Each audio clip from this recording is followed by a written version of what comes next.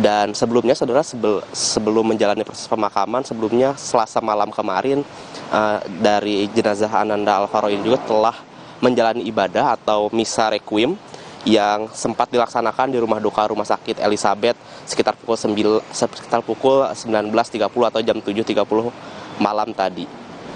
Dan sebelumnya saudara, seperti yang diketahui memang jenazah dari Ananda Alvaro ini diketahui meninggal didiagnosis akibat terkena mati batang otak sebelumnya setelah menjalani operasi amandel di Rumah Sakit Kartika Husada Jati Asih Bekasi.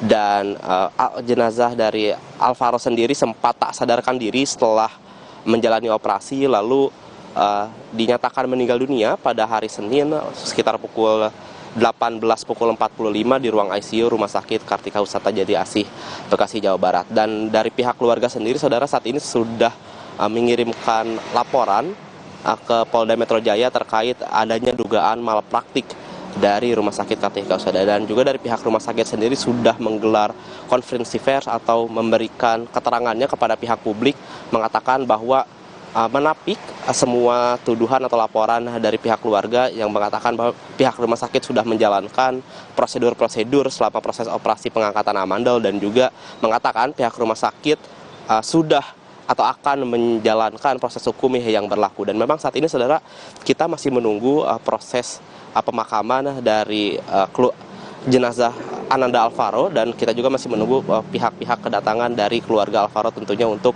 nantinya sebelum menjalani proses pemakaman akan ada prosesi penutupan peti sekitar pukul 10 waktu Indonesia Barat. Cindy.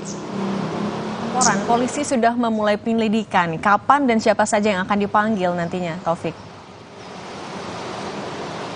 Ya, Cindy dan juga saudara, untuk laporan memang saat ini pihak kepolisian sudah menanggapi laporan yang sudah dilayangkan atau sudah dimasukkan oleh kuasa hukum korban, dan saat ini kita masih belum mendapatkan detail secara resmi siapa saja dan kapan pihak-pihak yang akan diperiksa. Namun berdasarkan keterangan dari Direktur Reserse Kriminal Khusus Polda Metro Jaya, yaitu Kombes Ade Safri Simanjuntak, mengatakan bahwa pihak dari Direskrimsus Polda Metro Jaya akan segera memanggil dari terlapor, pelapor, dan juga saksi dari kasus kematian atau dari jenazah Ananda Alvaro ini. Dan juga untuk apa saja yang sudah dilakukan saat ini oleh pihak kepolisian, Kombes Ade Safri juga mengatakan bahwa saat ini laporan sudah diterima dan tim penyidik unit 1 Subdit Indag Direskrimsus maksud kami sudah menyelidiki dan juga mempelajari dari berkas-berkas yang sudah masuk kurang lebih pada 2 hari yang lalu. Dan saat ini saudara, kami masih menunggu keterangan resmi dari Polda Metro Jaya terkait siapa saja yang akan diperiksa dan kapan waktu pastinya. Namun pihak dari Polda Metro Jaya sendiri juga sudah mengatakan bahwa untuk pemeriksaan saksi-saksi ini akan dilaksanakan pada minggu-minggu ini. Namun untuk detail waktunya kami masih menunggu keterangan lebih lanjut, Cindy. Baik, terima kasih banyak Taufik. Pelapor dan terlapor akan dipanggil beserta saksi untuk mencari ada tidaknya dugaan tindak pidana. Terima kasih, selamat bertugas kembali.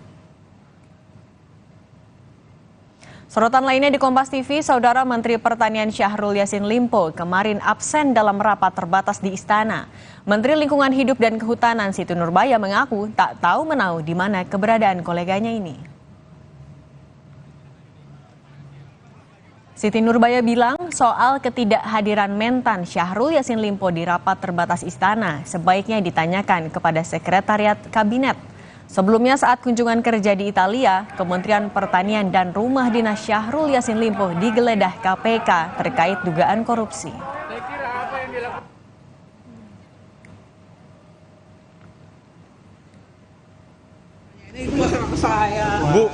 Bu, tapi kan harusnya Pak Mentan datang, Bu, ya? Sebenarnya lokasinya di mana Pak Mentan, Bu? Enggak, tapi kan diwakilkan sama Pak Wamentan. Tapi kan pasti ada koordinasi, Bu Siti. Kehadiran mungkin, Bu. Kan kehadirannya lapornya ke Pak SK, bukan ke kita. Oke, makasih, Bu. Soal keberadaan Menteri Pertanian Syahrul Yassin Limpo, Dirjen Imigrasi Silmi Karim menyatakan pesawat yang dinaiki Syahrul Yassin Limpo terjadwal masuk ke Indonesia pada 1 Oktober. Namun saat ditelusuri, Yassin Limpo tak terlihat masuk ke tanah air. Hingga kini pihak imigrasi juga belum menerima surat permintaan dari KPK untuk mencari Yassin Limpo. Nama Yassin Limpo juga belum masuk daftar pencarian orang.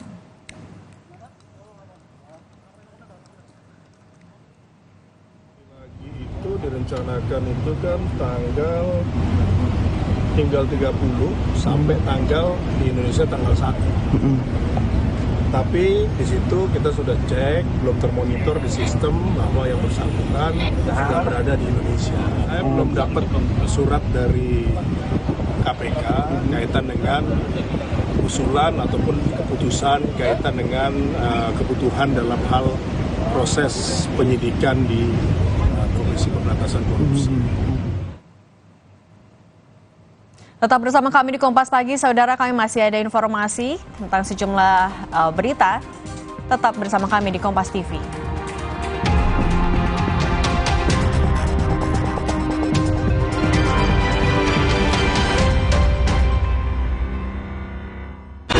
Tengah malam gak bisa tidur. Kurang tidur, minum Sedares. Kandungan dipenidramin 25 mg bisa bantu tidur. Tidur yang cukup bikin aktivitas kembali lancar. Sedares bikin tidur. 1999, pemilu pertama Indonesia di alam reformasi diikuti oleh 48 partai politik. Setelah sebelumnya di masa Orde Baru, kita hanya mengenal 2 partai politik dan 1 golongan karya.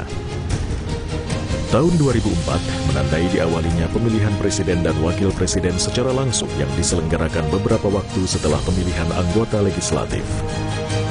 Pada pemilu kali ini, untuk pertama kalinya, para pencoblos diharuskan mencelupkan ujung jari di tinta khusus sebagai tanda telah memilih. Di era reformasi ini, jumlah partai politik peserta pemilu dari periode ke periode mengalami perubahan secara dinamis. Kompas TV, Rumah Pemilu, Rumah Indonesia.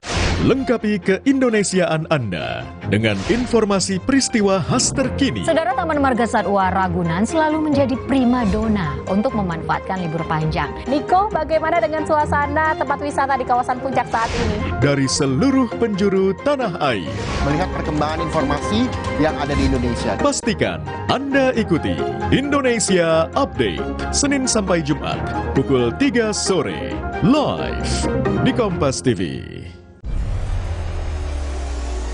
Mencari tahu, mendengarkan lebih utuh dan mendalam, mempertanyakan rasa keadilan. Saya mau minta klarifikasi. Klarifikasi. Bapak malu nggak sih? Apakah saya dengar meminta maaf yang benarkan backingnya para jenderal orang-orang korban? Kita mengingatkan penguasa, menghibur yang papa. Rosi.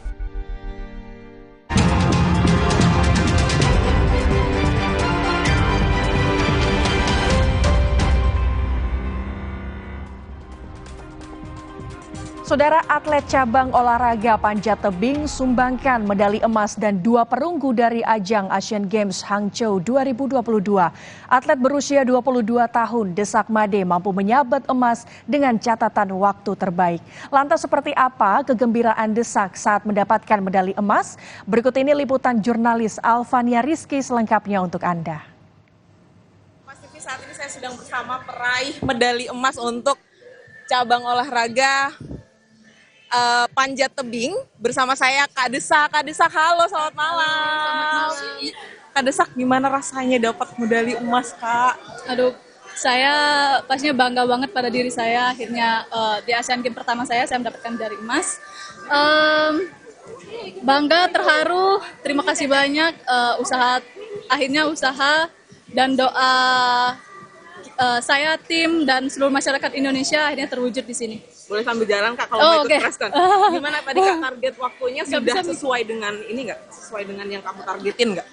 Untuk target, saya nggak nargetin waktu, tapi saya lebih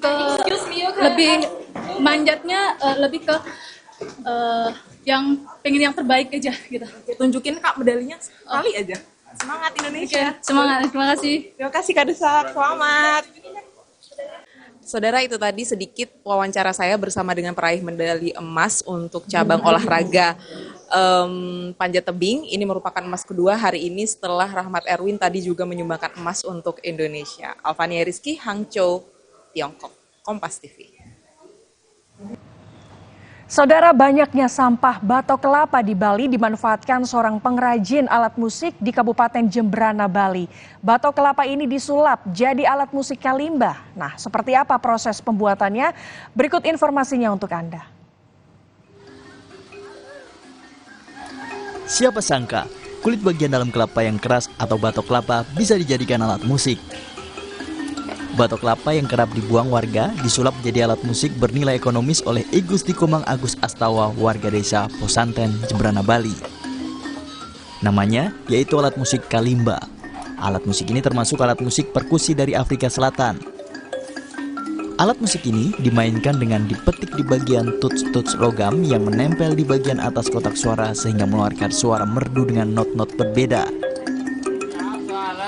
Cara membuatnya, pertama, batok kelapa yang telah terpecah menjadi dua bagian dipilih yang tidak rusak dan ditempel dengan papan kayu yang telah dilubangi.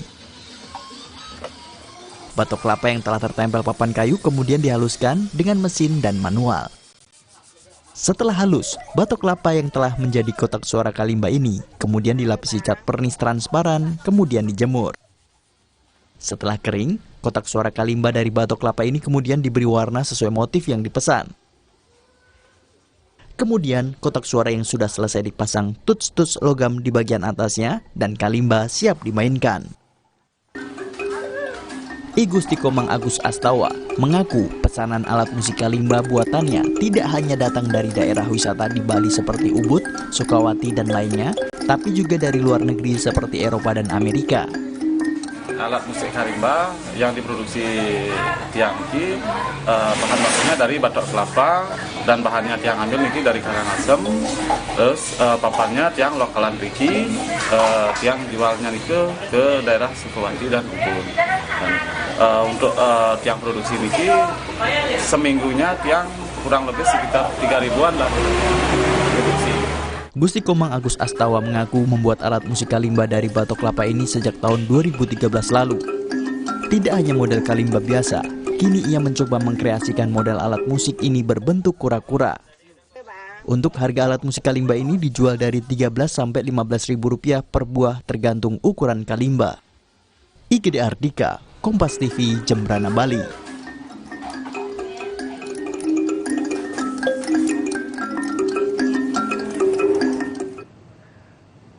Saudara, atraksi kembang api dan drone warnai langit malam Tiongkok dan Hong Kong. Kemeriahan terjadi dalam perayaan Hari Nasional Tiongkok ke-74. 开心很兴奋，然后特别的璀璨，整个气氛都超级的高涨，超级好的。然后祝我们的祖国越来越繁荣昌盛，也祝福澳门越来越好。 Hari Nasional Tiongkok berlangsung meriah di kota-kota besar di Tiongkok dan Hong Kong. Hal tersebut guna terus mempererat hubungan bilateral antar kedua negara.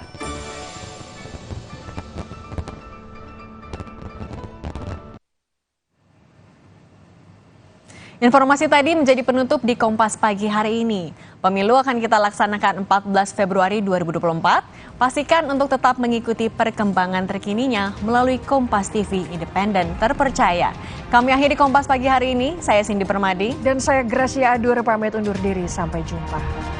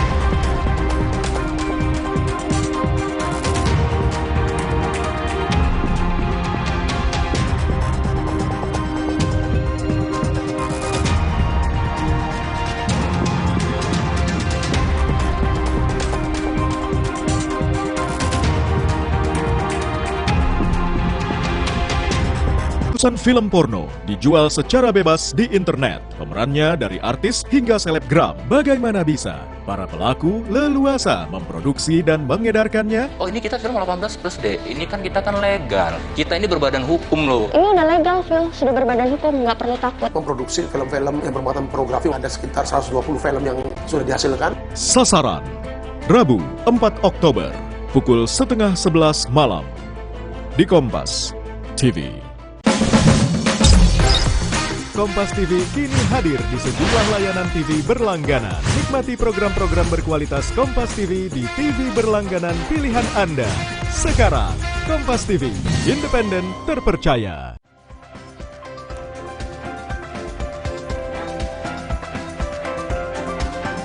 Satu lagi gunung terbakar, saudara. Lebih dari 1.100 hektar kawasan hutan di Gunung Lawu terbakar. Upaya pemadaman sempat terkendala angin kencang.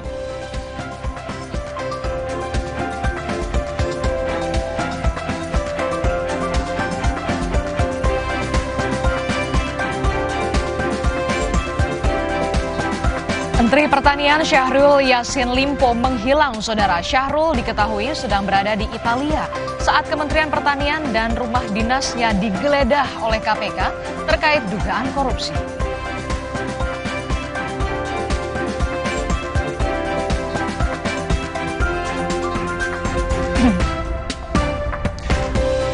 Bocah berusia 7 tahun asal Bekasi, Jawa Barat meninggal dunia usai divonis mati batang otak setelah operasi amandel. Dugaan malapraktik muncul dan keluarga melaporkan rumah sakit ke polisi. Kita akan bahas kasus ini langsung dengan keluarga korban dan sejumlah narasumber lain di segmen Dialog Sapa Indonesia pagi hari ini.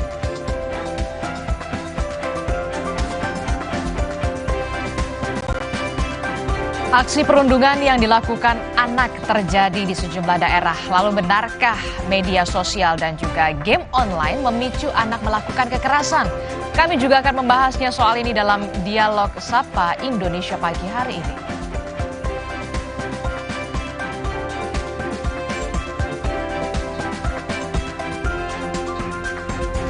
Instruksi Presiden Joko Widodo lewat Perpres, pemerintah kini mewajibkan perusahaan lapor saat membuka lapangan atau lowongan pekerjaan. Aturan ini berlaku untuk perusahaan di dalam negeri maupun yang berada di luar negeri yang berafiliasi. Apa maksud dan tujuan peraturan Presiden ini? Bagaimana respons Serikat Pekerja? Di Kompas Bisnis selengkapnya nanti.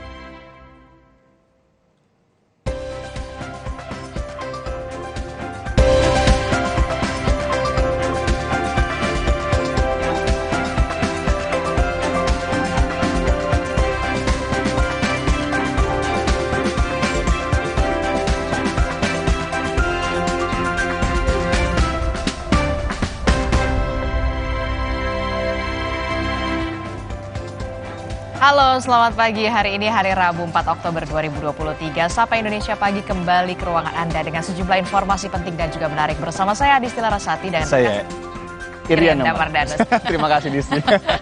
Ya saudara, kalau tadi sudah lihat atau dengar beberapa headline yang kami hadirkan, sorotannya di pagi hari ini ada dua yang menjadi tema utama perbincangan kami hari ini. Yang pertama ini terkait dengan bocah 7 tahun yang kemudian 13 hari tidak sadarkan diri setelah operasi amandel, Edis. Ya, betul. Kemudian juga informasi terakhir memang sudah meninggal dunia, dan ini nanti kita akan bahas lebih dalam apa yang sebenarnya terjadi, kemudian apa langkah keluarga. Mungkin Anda juga sudah dengar beritanya bahwa awalnya hanya berniat untuk operasi amandel bersama juga dengan kakaknya sebenarnya. Iya, dan ini tentu saja mengejutkan. Mengapa kemudian ketika operasi amandel dilakukan dan setelah operasi amandel dilakukan itu kemudian bocah berusia 7 tahun ini tidak kunjung sadarkan diri bahkan sampai 15 atau 13 hari begitu, dan dinyatakan mati batang otak. Apa penyebabnya dan seperti apa tadi yang sudah disebutkan langkah dan juga upaya dari pihak keluarga, dan informasinya memang keluarga ini sudah melaporkan ke polisi, rumah sakit sudah dilaporkan, dan bagaimana nanti kelanjutannya akan seperti apa, apakah ada permintaan maaf atau statement dari rumah sakit yang bersangkutan begitu, nanti kita akan tunggu seperti apa. Dan juga yang menarik adalah selain soal kasus medis ini, juga yang menarik adalah bagaimana Menteri Pertanian Syahrul Yassin Limpo yang dikabarkan menghilang. Karena diketahui ya. Syahrul Yassin Limpo ini menghilang ketika pada saat di Eropa, kunjungan kerja ke Eropa, dan pada saat yang bersamaan juga Komisi Pemberantasan Korupsi ini menggeledah rumah dinas Syahrul Yassin Limpo dan menyita sejumlah barang bukti, salah satunya adalah senjata api. Nah, itu dia. Kemarin memang sudah dinyatakan juga oleh Dirjen Imigrasi ya, Silmi Karim, bahwa memang belum ada tanda-tanda kepulangan dari Syahrul Yassin Limpo. Kemudian juga pihak dari Kementerian Pertanian pun menyebutkan bahwa delegasi sebenarnya sudah kembali ke tanah air, tapi karena pesawat yang terpisah-pisah, tiketnya Menteri Syahrul saat ini masih belum berada di Indonesia. Dan kalau dari Nasdem sendiri, karena Menteri Syahrul ini juga dari Nasdem, menyatakan bahwa sedang berobat di Eropa setelah kunjungan kerja yang ia lakukan di Spanyol dan Italia. Selain itu, kami juga menyoroti terkait dengan apa yang ramai beberapa hari ini ya, di sosial media juga tentunya, ini kasus aksi perundungan. Ya, aksi perundungan yang dilakukan. Ini mirisnya atau ironisnya dilakukan oleh anak-anak di bawah umur, ada yang SD, kemudian ada yang SMP, dan ada juga satu kejadian di TKP yang sama. Seperti apa nantinya perkembangan kasusnya, kemudian juga kita akan lihat dari sisi psikologinya, apakah kemudian media sosial yang kemudian ramai dan juga permainan-permainan yang sangat mudah sekarang diakses, ini juga harus diperhatikan kembali, apakah ada konten-konten yang memang bisa memicu anak-anak muda. Tapi kalau diperhatikan, ya betul, anak di bawah umur ini bisa cenderung lebih masif begitu ya kasus perundungan. Apakah kemudian media sosial juga menjadi penyebabnya, dan juga game online tadi juga menjadi faktor penyebab kemudian kenapa aksi perundungan yang dilakukan oleh anak di bawah umur ini marak sekali terjadi, dan seperti apa nanti antisipasinya yang harus dilakukan oleh orang tua dan juga sekolah, dan bagaimana pula kemudian kita harus menjaga anak-anak kita supaya tidak sebagai pelaku perundungan. Itu dia yang penting. Nanti kita akan dalami ke situ, tapi sebelum kita mulai beberapa perbincangan di segmen berikutnya, ini kita update dulu sejumlah berita terkini. Saudara, yang pertama ini adalah terkait dengan 4 unit rumah di Karawang, Jawa Barat yang terbakar pada Selasa malam, dan penyebab kebakaran diduga akibat pemilik salah satu rumah lupa mematikan kompor.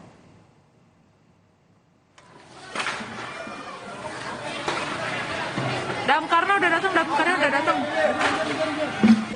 Api pertama kali diketahui, saudara, oleh warga sekitar yang melihat api ini sudah membesar dari bagian dapur di salah satu dari 4 rumah yang terbakar. Warga tentu berusaha memadamkan api menggunakan alat-alat rumah tangga atau alat-alat sederhana, namun kobaran api yang terlanjur besar ini sulit dipadamkan. Api terus membesar dan menjalar ke 3 rumah lainnya, sehingga total ada 4 rumah yang terbakar. Dugaan sementara penyebab kebakaran berasal dari kompor gas yang lupa dimatikan saat pemilik rumah meninggalkan rumah. Namun, polisi dari tim Inavis ini masih melakukan penyelidikan untuk memastikan dari mana sumber api dan berapa total kerugian.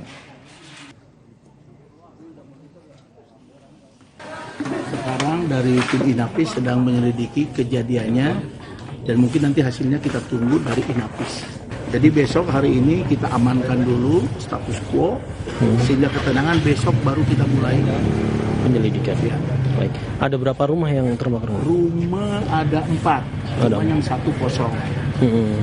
Kerusakan yang 1 rumah itu nggak terlalu besar, hanya 3 rumah atapnya saja.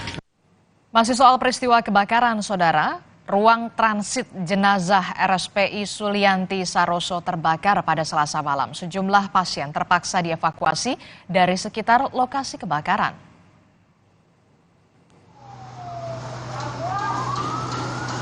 3 unit damkar sudah ada di lokasi. Kepulan asap dan kobaran api membakar ruang transit jenazah RSPI Sulianti Saroso di Jalan Sunter Permai, Tanjung Priok, Jakarta Utara. Petugas dari Suku Dinas Pemadam Kebakaran Jakarta Utara yang tiba di lokasi kejadian langsung berjibaku memadamkan api. Selain ruangan transit, 1 buah mobil ambulans juga terbakar.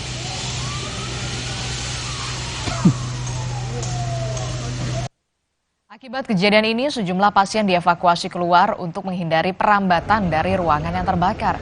Petugas mengatakan saat kebakaran, ruang transit jenazah dalam keadaan kosong. Tidak ada korban jiwa ataupun luka dalam insiden kebakaran ini. Penyebab kebakaran masih dalam penyelidikan kepolisian.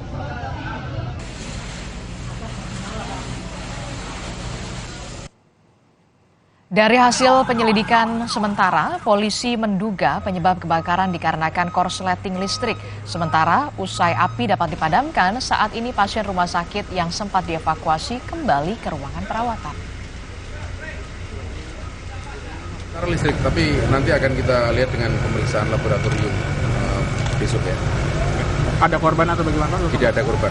Ya, untuk operasional rumah sakit sendiri bagaimana, Pak? Operasional secara umum berlangsung masih dapat berlangsung normal. Ya. Kita ke sorotan lain, saudara, seorang selebgram asal Palembang diprotes banyak orang setelah mendukung pembukaan lahan dengan cara dibakar. Logika misalnya kamu punya lahan 100 hektar. Nah, kamu atau aku nggak kalah lah aku nyuruh uang nebangnya, mending aku bakar Dalam video berdurasi 1 menit 16 detik ini, selebgram Palembang bernama Yowan Sandra seolah membenarkan dan mendukung membuka lahan dengan cara dibakar. Yowan bahkan menyebut kabut asap yang timbul akibat kebakaran lahan sudah seharusnya dimaklumi. Jangan waya-waya berapa hari palingan hilang cuy itu. Nah, maksud aku tuh ya sudah 100 hektar. Nah, kamu atau aku Setelah tanggapan kontroversialnya menuai hujatan di media sosial, Yowan dipanggil dan diperiksa polisi. Diperiksa kurang lebih 3 jam, selebgram Palembang Yowan menyampaikan permintaan maaf.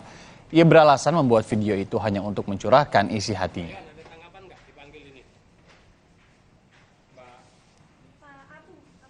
Sebesarnya kepada warga negara Indonesia khususnya Sumatera Selatan atas video saya tentang kebakaran lahan menjadi kegaduhan di masyarakat.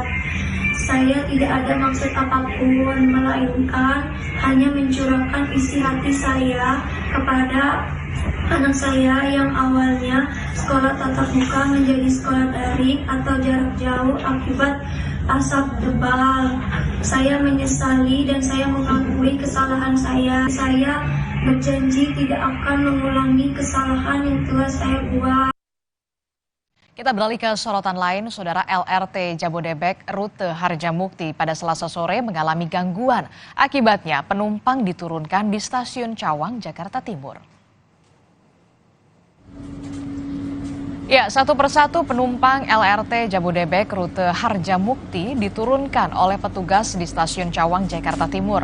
Penumpang ini terpaksa beralih menggunakan moda transportasi lain agar sampai ke tempat tujuan. Gangguan terjadi lebih dari 1 jam dan mengakibatkan jadwal LRT dari jalur lain juga terlambat. Tak hanya itu, penumpukan penumpang juga sempat terjadi sampai stasiun Dukuh Atas.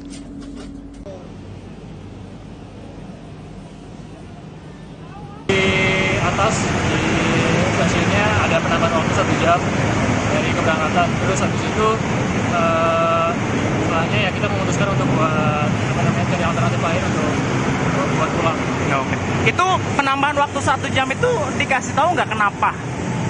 Kalau tadi disebutin nggak disebutin alasannya kenapa. Tapi ya semua sama rata dari keberangkatan mau kemana pun ke arah RRT atau ke Timur. Setelah Gunung Bromo, saudara, yang heboh kemarin, satu lagi gunung terbakar. Lebih dari 1.100 hektar kawasan hutan di Gunung Lawu terbakar. Upaya pemadaman sempat terkendala angin kencang. Informasi lengkapnya kami hadirkan di Sapa Indonesia Pagi usai jeda.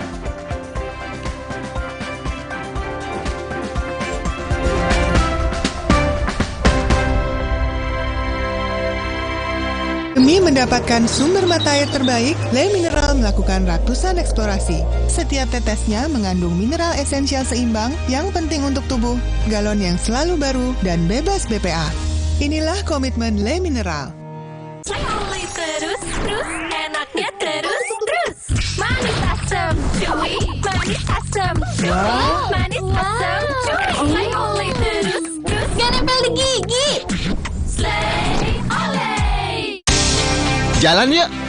Usia nambah, gerak susah ya. Kesehatan sendi harus diperhatikan. Rajin gerak badan tak berlebihan. Bila perlu, minum Wellmove. Diproduksi dengan teknologi modern, higienis, dan halal. Wellmove, bergerak itu nikmat. Untuk membantu atasi capek, pegal, dan nyeri otot, pakai Hotin Cream. Kalau untuk meredakan nyeri sendi, rematik dan keseleo, nah, itu pakai Hotin DCL baru. Bahan aktif DCL-nya efektif mengobati rematik, linu, dan nyeri sendi. Hotnya, Hotin banget deh. Kopi ABC Klepon, sensasi baru yang culture abis. Kopi dipadu kelapa gurih, manis gula aren dan harum pandan. Praktis, langsung pakai air dingin. Baru, Kopi ABC Klepon, rasa legit Nusantara.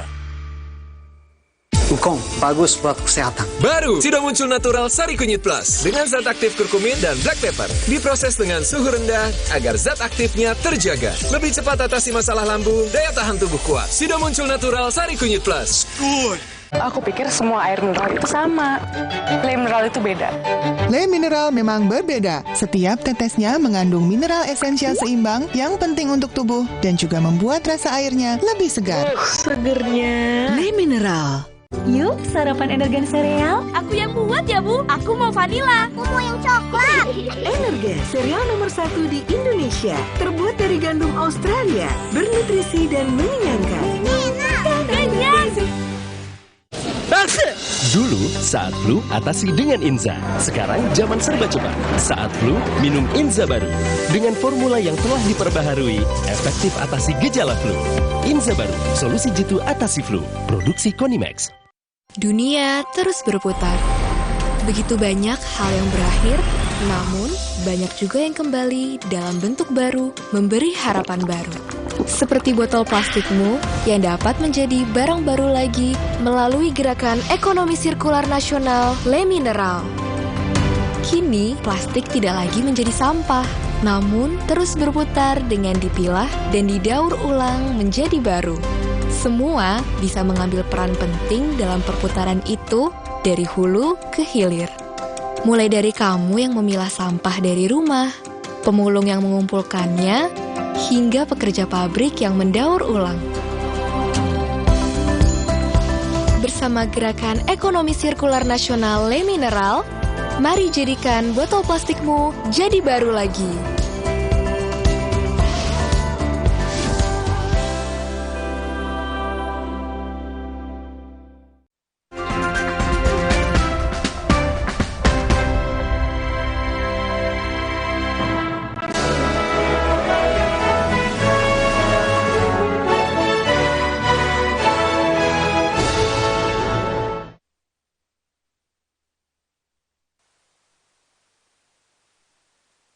Mahkamah Agung mengabulkan uji materi pasal 11 ayat 6 Peraturan Komisi Pemilihan Umum atau PKPU nomor 10 tahun 2023 serta pasal 18 ayat 2 PKPU nomor 11 tahun 2023. Kedua pasal ini dipermasalahkan karena dinilai membuka pintu bagi mantan terpidana korupsi untuk maju sebagai calon anggota legislatif tanpa menunggu masa jeda selama 5 tahun. Dalam putusannya, MA menyatakan pasal 11 ayat 6 PKPU nomor 10 tahun 2023 bertentangan dengan peraturan perundang-undangan pasal 240 ayat 1 huruf G. Selain pasal tersebut, pasal 18 ayat 2 PKPU nomor 11 tahun 2023 juga dinilai berlawanan dengan pasal 182 huruf G Undang-Undang Pemilu jungto putusan Mahkamah Konstitusi. Mahkamah Agung berpandangan bahwa KPU seharusnya menyusun persyaratan yang lebih berat bagi pelaku kejahatan yang dijatuhi pidana pokok dan pidana tambahan berupa pencabutan hak politik. Sejatinya menurut Undang-Undang Pemilu, Undang-Undang nomor 7 tahun 2017, sudah rigid diatur tentang persyaratan bagi terpidana. Menurut Mahkamah Agung, jangka waktu 5 tahun setelah menjalani masa pidana merupakan waktu yang cukup bagi mantan terpidana kasus korupsi agar dapat digunakan untuk introspeksi diri serta beradaptasi dengan masyarakat dan lingkungannya. Tim Liputan, Kompas TV.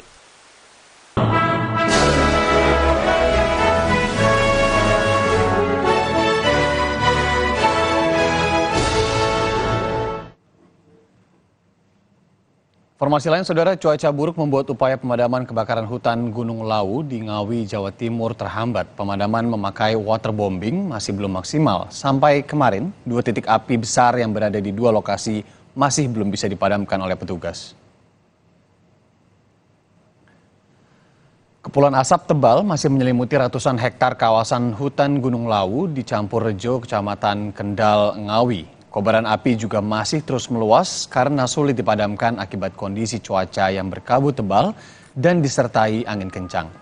Helikopter yang dijadwalkan belasan kali melakukan penyiraman atau waterbombing hanya mampu melakukan 3 kali dengan kapasitas hampir 1.000 liter.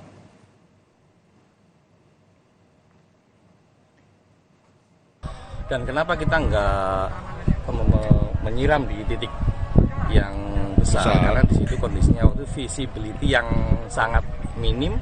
Akhirnya kita putusin untuk ngebombing di daerah atas karena situ masih safe, karena kondisi angin masih memungkinkan untuk melakukan operasional ini. Visibility itu dari asap atau kabut atau apa? Visibility itu tadi itu Sekilas. kondisinya angin, kabut, menutupi jarak pandang pilot untuk operasional. Dari hasil pantauan udara, saudara, bencana kebakaran hutan yang melanda Gunung Lawu di Ngawi, Jawa Timur mencapai 1.100 hektar. Sebaran api masih meluas membuat kepulauan asap masih menebal mengelilingi Gunung Lawu. Polisi juga terus melakukan penyelidikan memburu terduga pelaku penyebab kebakaran di Gunung Lawu.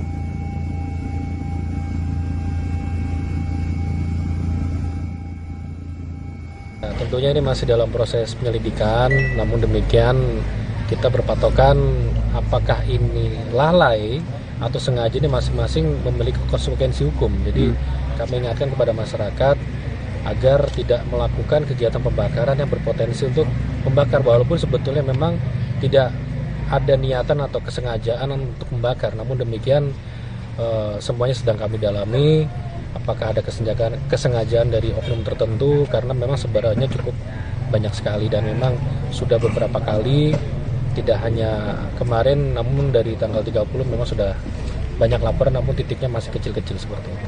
Kondisi terkini dari kebakaran Gunung Lawu kita tanya langsung kepada jurnalis Kompas TV Hendra Setiawan di Ngawi, Jawa Timur. Hendra, selamat pagi. Kemarin cuaca buruk membuat upaya pemadaman kebakaran hutan Gunung Lawu ini informasinya terhambat. Bagaimana dengan rencana pemadaman hari ini, Hendras? Ya, selamat pagi Haryanda dan saudara. Memang kemarin sore tepatnya satu unit helikopter untuk melakukan pemadaman kebakaran di Gunung Lawu melalui waterbombing memang sempat terkendala cuaca. Selain kabut tebal juga asap sendiri membumbung tinggi dan juga meluas. Kobaran api di dua titik besar di wilayah Kendal dan juga di wilayah Ukir Bayi juga masih besar, sehingga operator heli menyatakan belum berani secara maksimal untuk melakukan pemadaman melalui waterbombing. Nah, rencananya pagi ini karena ini suasana cerah dan cuaca nampak cerah, memang pagi ini di sekitar posko dan di Gunung Lawu kemungkinan akan dilakukan waterbombing sesuai jadwal, yaitu sekitar pukul 9 pagi ini. Dan saya berada di posko ini juga selain upaya waterbombing tetap secara manual para petugas dikerahkan, artinya ada sekitar 750 personil gabungan dari TNI, Polri, Perhutani, dan yang tidak kalah penting adalah upaya masyarakat sekitar. Ratusan warga sekitar di 5 desa terdampak di kaki Gunung Lawu ini juga dikerahkan untuk berupaya memadamkan api, karena memang luasan dari kebakaran api yang melanda Gunung Lawu ini cukup sangat luas, mencapai 1.100 hektar. Bahkan kemarin sore ada statement dari Dandim bahwa luasan itu bertambah sekitar 50 hektar.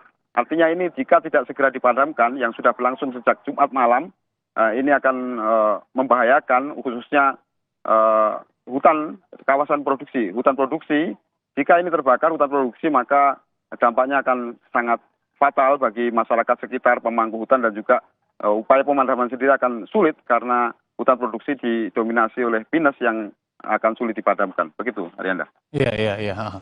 Kemudian juga bagaimana dengan perburuan terduga pelaku kebakaran hutan ini, Hendra? Sudah seperti apa perkembangannya dan penyebab utamanya apakah sudah diketahui? Ya, polisi memastikan masih akan terus melakukan penyelidikan ini. Saya konfirmasi kemarin, Kapolres menyatakan bahwa tetap melakukan penyelidikan dan akan memburu pelaku jika ini terbukti. Dan penyebab pastinya memang belum diketahui secara pasti, cuman ini adalah sekilas dugaan kepolisian adalah ini merupakan rembetan api dari api-api kecil yang terjadi sebelumnya. Karena kebakaran kecil terjadi sejak akhir Agustus atau awal September, kemudian berhasil dipadamkan lalu merembet lagi. Nah, percikan-percikan api inilah yang kemudian merembet hingga puncaknya dimulai pada Jumat malam. Api membesar menuju wilayah hampir akhirnya meluas hingga 1.200 hektar di kawasan Gunung Lawu, tepatnya di Ngawi. Bahkan api tidak hanya masuk ke wilayah Ngawi, tapi juga sudah merembet ke wilayah Magetan. Nah, kemarin 2 hari terakhir dari sisi Magetan pun kepolisian, Polres, BPBD dan dari Magetan juga sudah berupaya membuat ilaran secara masif agar api yang datang dari wilayah Ngawi ini tidak bisa masuk atau memutus rantai api yang kemudian bisa masuk ke wilayah Magetan. Karena jika masuk ke wilayah Magetan, kemudian upaya pemadaman juga akan sulit karena hutan kawasan Lawu juga didominasi wilayah Magetan. Begitu, Arianda. Baik, terima kasih infonya. Hendras Setiawan langsung dari Ngawi, Jawa Timur. Selamat bertugas kembali, Hendras. Saudara, pemerintah Kabupaten Minahasa Utara menggelar Road to Likupang Tourism Festival 2023 yang dipusatkan di Bundaran HI, Jakarta pada Minggu pagi 1 Oktober 2023 lalu. Kegiatan dilakukan untuk menyosialisasikan event pariwisata Likupang Tourism Festival 2023 pada 26 hingga 28 Oktober mendatang. Selamat pagi. Road to Likupang Tourism Festival dipusatkan di Bundaran HI Jakarta bersamaan dengan adanya program Car Free Day oleh pemerintah DKI Jakarta. Bupati Minahasa Utara, Jone Ganda, membuka Road to LTF 2023 dengan memimpin jalan sehat bersama, diikuti sejumlah pejabat Pemkab Minahasa Utara, Ketua DPRD, serta masyarakat Sulut di Jakarta. Jalan sehat bersama mengambil rute Bundaran HI ke Tugu Monas dan kembali finish di Bundaran HI. Peserta Road to LTF 2023 memakai kaos dengan beragam tulisan yang mempromosikan agenda event Likupang Tourism Festival. Bupati Minahasa Utara, Jone Ganda, mengatakan Road to Likupang Tourism Festival 2023 adalah bagian dari upaya mengenalkan pariwisata Minahasa Utara, khususnya Likupang, sebagai satu dari 5 destinasi super prioritas Indonesia. Nah, saat ini kita melaksanakan di kegiatan Likupang Tourism Festival Road to di Bundaran HI yang kita saksikan sekarang ini. Diharapkan bahwa ini akan memberikan informasi kepada masyarakat khususnya yang ada di ibu kota bahwa di Minahasa Utara kita akan melaksanakan Likupang Tourism Festival di mana Likupang sebagai salah satu dari 5 destinasi pariwisata super prioritas. Apa harapannya buat masyarakat? Ya, harapannya bahwa dengan terpublikasinya lebih luas kegiatan ini, maka kita akan banyak juga dihadiri oleh masyarakat yang ada di ibu kota ini, yang ada di DKI Jakarta maupun yang lagi berkunjung ke sini, sehingga mereka juga ikut meramaikan Likupang Tourism Festival yang akan kita laksanakan di akhir bulan Oktober nanti. Road to Likupang Tourism Festival 2023 juga mendapat dukungan penuh dari pemerintah Provinsi DKI Jakarta. Kali ini kami juga sangat berbangga karena bersama Bapak Bupati Minahasa Utara sukses menyelenggarakan promosi Likupang utamanya di mana tanggal 26 sampai 28 Oktober akan ada Likupang Tourism Festival dan kami Pemprov DKI siap mempromosikan event ini. Semoga event ini makin sukses dan Likupang pun makin banyak peminatnya karena menjadi bagian dari 5 prioritas destinasi nasional. Selain jalan sehat, Road to Likupang Tourism Festival 2023 juga diisi dengan senam kreasi bersama dan pentas seni tarian Minahasa seperti tarian Teteng Koren dan tarian Katrili. Doni Arai, Kompas TV, Jakarta.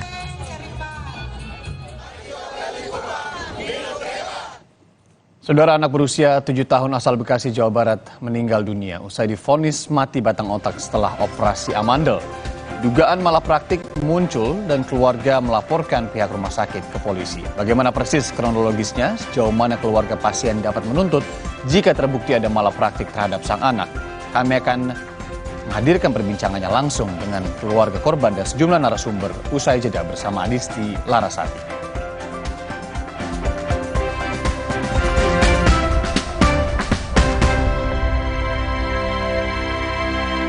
Demi mendapatkan sumber mata air terbaik, Le Mineral melakukan ratusan eksplorasi. Setiap tetesnya mengandung mineral esensial seimbang yang penting untuk tubuh, galon yang selalu baru dan bebas BPA.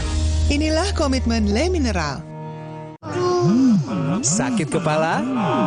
Minum Paramex. Maksud gue andalan nih. Paramex cepat kerjanya, gak pakai lama. Cepat redakan sakit kepala, aman sesuai dosis anjuran untuk redakan nyeri. Sakit kepala, Paramex obatnya. Produksi Konimex. Kalau sakit hati, aduh, nyeri otot. Segera minum Paramex nyeri otot. Redakan nyeri otot, sendi dan pegal linu. Nyeri otot, Paramex nyeri otot. Produksi Konimex. Kopi ABC Klepon, sensasi baru yang culturalis. Kopi dipadu kelapa gurih, manis gula aren dan harum pandan. Praktis, langsung pakai air dingin. Baru, Kopi ABC Klepon, rasa legit Nusantara. Le Mineral beda banget, lebih smooth, lebih segar. Le Mineral memang berbeda. Setiap tetesnya mengandung mineral esensial seimbang yang penting untuk tubuh dan juga membuat rasa airnya lebih segar. Dan lebih enteng. Le Mineral. Alergi jontor nih. Aku biduran, obatnya yang depannya Indal CTN. Bisa dibeli tanpa resep dokter. Indal CTN, komposisi anti alerginya Redakan alergi. Indal CTN. Luka, memar di kulit. Sakit. Pagalino nyeri sendi, butuh dipijit. Sakit. Gak usah ngeluh kalau sakit. Pakai Herba Wahid. Herba Wahid, minyak herbal berkhasiat. Herba Wahid, minyak gosok, urut dan pijit. Wahid.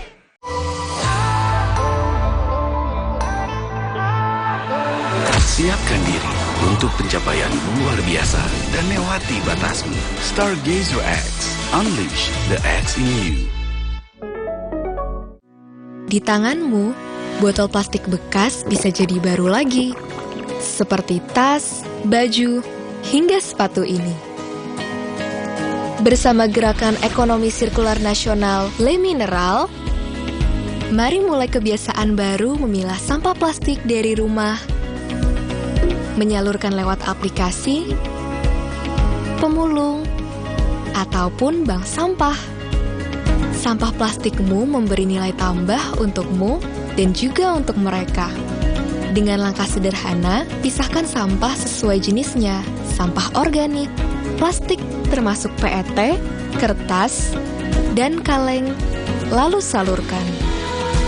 Sampah plastik yang terpilah bisa didaur ulang. Mulai kebiasaan baru dan buat botol plastik bekasmu jadi baru lagi.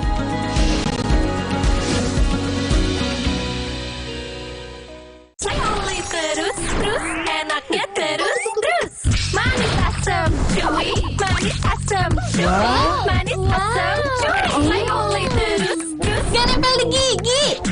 Slay oleh.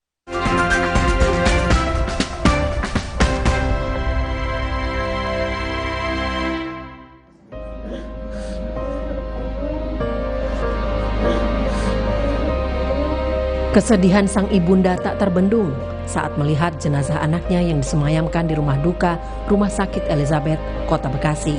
Sang anak, Alvaro Darren, meninggal dunia usai divonis mati batang otak setelah menjalani operasi amandel di Rumah Sakit Kartika Husada, Bekasi.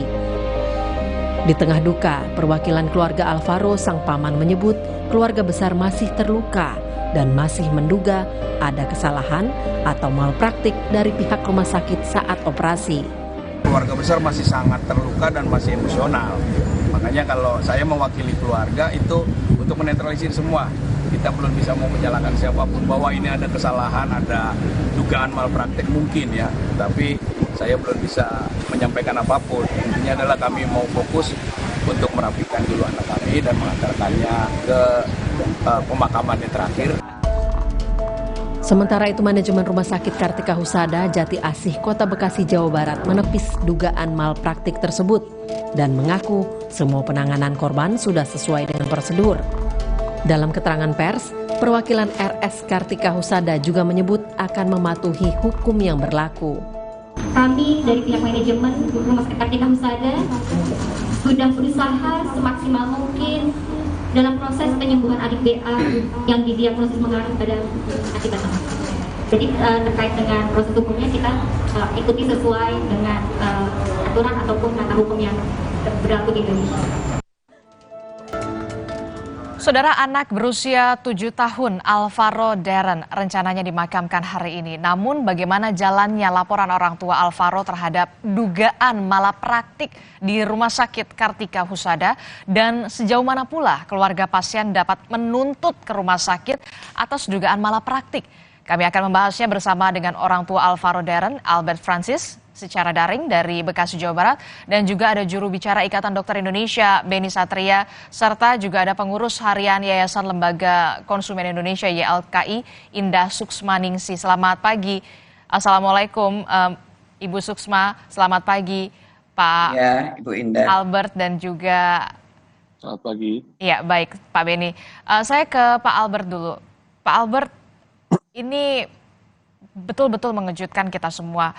Kami turut berduka cita pastinya dan sejauh ini bagaimana kronologi ceritanya bisa sampai akhirnya Darren ini meninggal dunia pasca operasi? Iya, baik. Pada saat itu ya tanggal 19 September itu dilakukan tindakan operasi amandel sekitar pukul 12 lewat. Kemudian setelah operasi anak kami dibawa ke ruang pemulihan atau RR yang dimana di situ dokter THT itu menemui istri saya dan memberitahukan kalau operasi berjalan lancar. Tapi setelah itu anak saya sepertinya belum sadar dan mencoba menarik nafas berat sekitar 3 kali dan sampai kemudiannya dia tidak sadarkan diri dan mengalami henti napas dan henti jantung saat itu. Tapi sebelum operasi itu dilangsungkan, apakah sudah ada penjelasan soal prosedurnya akan seperti apa, risikonya akan seperti apa? Apakah ada penjelasan ini dari dokter ataupun dari pihak rumah sakit? Jadi sepertinya yang kami dapatkan untuk risiko operasi itu tidak dijelaskan secara gamblang dan detail. Istilahnya di sini adalah pada saat itu juga istri saya itu sedang mandi pada saat itu ya. Pada saat anak saya dibawa ke ruang operasi. Kemudian tanda tangan form pun dilakukan di depan ruang operasi. Pada saat istri saya sedang kalut dan panik. Karena anaknya sudah diambil sebelum beliau tahu. Jadi pada saat istri Anda sedang mandi di toilet begitu, pasien Darren ini langsung dibawa begitu saja tanpa ada perizinan dari orang tua begitu maksudnya? Betul, betul. Oke, dan apa penjelasan dari rumah sakit? Sama sekali belum ada ya penjelasan mengenai itu ya. Cuma ada permintaan maaf, tapi tidak ada penjelasan kenapa itu sampai dilakukan. Tapi memang permintaan maaf sudah dilakukan sama pihak rumah sakit. Oke, kemudian apakah ada penjelasan ini kenapa harus segera dioperasi, urgensinya seperti apa? Belum ada sampai saat ini. Kalau urgensi dari operasi tersebut memang ada. Dikarenakan kami sudah melakukan konsul dengan dokter THT dari tanggal 7, kemudian dilanjutkan di tanggal 14. Memang konsul dari dokter THT adalah menyarankan dengan segera agar amandel anak kami itu diangkat. Oke, jadi memang ada bisa dikatakan imbauan dari dokter THT agar segera dioperasi. Namun pada saat ingin dioperasi begitu pasien langsung dibawa begitu saja, padahal penunggu atau dalam tanda kutip orang tua istri Anda ini sedang di toilet begitu ya? Betul. Nah, dan setelah operasi itu berarti sampai akhirnya meninggal dunia selama berapa hari tidak sadarkan diri dan apa penjelasan? Betulkah ada informasi mati batang otak atau MBO? Betul. Jadi pada dari tanggal 19 itu masuk ya kan, kemudian anak saya mengalami henti napas, henti jantung, sempat mengalami kejang juga, yang akhirnya ditidurkan lagi sama pihak rumah sakit melalui dokter anestesi. Waktu itu ditidurkan lagi dengan diberi obat bius lagi yang untuk menghilangkan kejang-kejangnya. Itu penjelasannya. Kemudian jadi sempat dikasih obat bius lagi? Sempat, betul. Karena anak saya mengalami kejang hebat setiap 15 menit sekali dan dari pihak dokter memberikan obat bius sebagai penenangnya. Oke, baik. Saya langsung ke Pak Beni. Pak Beni, sebagai juru bicara Ikatan Dokter Indonesia, apa yang terjadi? Operasi amandel bisa dikatakan operasi yang tidak terlalu rumit dan kemudian berakhir MBO, mati batang otak, dan akhirnya meninggal dunia. Apa sebenarnya yang terjadi? Baik, terima kasih Bu Indah. Dan yang pertama kami dari Ikatan Dokter Indonesia tentu menyampaikan bela sungkawa yang sedalam-dalamnya atas kejadian yang menimpa Pak Albert dan keluarga. Dan tentu hal ini juga tidak diinginkan oleh siapapun. Pak Beni, maaf kami kurang jelas mendengarkan suara Anda, bisa dibesarkan volumenya? Baik, mohon maaf. Kalau ini sudah jelas, Mbak Indah. Oke, volumenya bisa dinaikkan kembali ya? Baik. Oke, silakan Pak Beni. Nah, tentu yang pertama kami kembali lagi menyampaikan bela sungkawa yang sedalam-dalamnya atas kejadian yang menimpa Pak Albert dan keluarga. Dan tentu hal ini tidak diinginkan baik di seluruh dokter Indonesia maupun pihak rumah sakit. Nah, terkait apa yang sudah dialamin oleh ananda kita, ini kami sedang menunggu proses audit medis. Dan tentu hak pihak keluarga untuk mengadukan ini ke proses hukum dan kami menghormati proses ini. Nah, adanya dugaan pelanggaran malpraktek tadi yang disinggung, ataupun adanya dugaan pelanggaran standar prosedur, ini adalah kewenangan dari majelis disiplin. Tentu ini juga menjadi kewenangan majelis disiplin untuk menentukan ada atau tidaknya pelanggaran disiplin atas standar prosedur tindakan yang dilakukan. Nah, tentang standar yang dilakukan, tentu ini nanti mengacu kepada proses tadi audit medis yang dilakukan di internal rumah sakit, termasuk proses yang nanti akan dilakukan oleh majelis, Mbak. Jadi kita memang saat ini masih menunggu proses ini, termasuk juga menghormati hak keluarga untuk mengambil atau melaporkan ini ke ranah hukum. Oke, ya itu satu hal ya. Kemudian laporan ke polisi sudah dibuat begitu. Tapi untuk di Ikatan Dokter Indonesia sendiri seperti apa? Apakah akan melakukan investigasi dengan majelis disiplin atau seperti apa? Memanggil dokter-dokter yang terlibat, tim operasi di sana? Ya, seperti kami sampaikan tadi, proses audit medis ini melibatkan tim internal rumah sakit dan juga peer group dari organisasi profesi. Ini yang memang harus dilakukan terlebih dahulu untuk menentukan apakah ada sebab akibat pelanggaran yang dilakukan atas satu prosedur tindakan operasi sehingga menyebabkan ananda ini meninggal. Oke, tapi pernah ada sebelumnya kasus-kasus semacam ini, dokter? Nah, kalau secara laporan mungkin secara teknis belum sampai secara teknis ini adalah penyebabnya adalah akibat tindakan operasi. Tapi seperti yang disampaikan oleh pihak rumah sakit dan beberapa literatur bahwa apapun tindakan operasi memang berdampak terhadap resiko kepada kematian. Nah, ini yang tadi disampaikan oleh Pak Albert bahwa ada indikasi tidak dijelaskan secara gamblang terkait komplikasi tindakan operasi ini. Nah, resiko tindakan operasi termasuk juga infeksi yang dialami oleh ananda di tonsilitis karena itu daerah tenggorok dan dekat dengan batang otak. Apakah ini juga akan menyebabkan menjadi salah satu penyebab? Ini yang harus dilakukan investigasi melalui audit medis tadi. Oke, untuk terkait dengan apakah ada kesalahan prosedur di sana pada saat operasi itu masih harus diinvestigasi lagi, berarti begitu ya, Dokter Beni? Wajib. Jadi ini adalah kewenangan majelis disiplin. Jadi di dalam ranah praktik kedokteran kita mematuhi yang namanya aturan-aturan hukum, kemudian kode etik kedokteran dan juga disiplin. Disiplin inilah yang harus ditentukan dan menjadi kewenangan majelis disiplin yang itu adalah di tingkat Kementerian Kesehatan agar ini dilakukan secara objektif.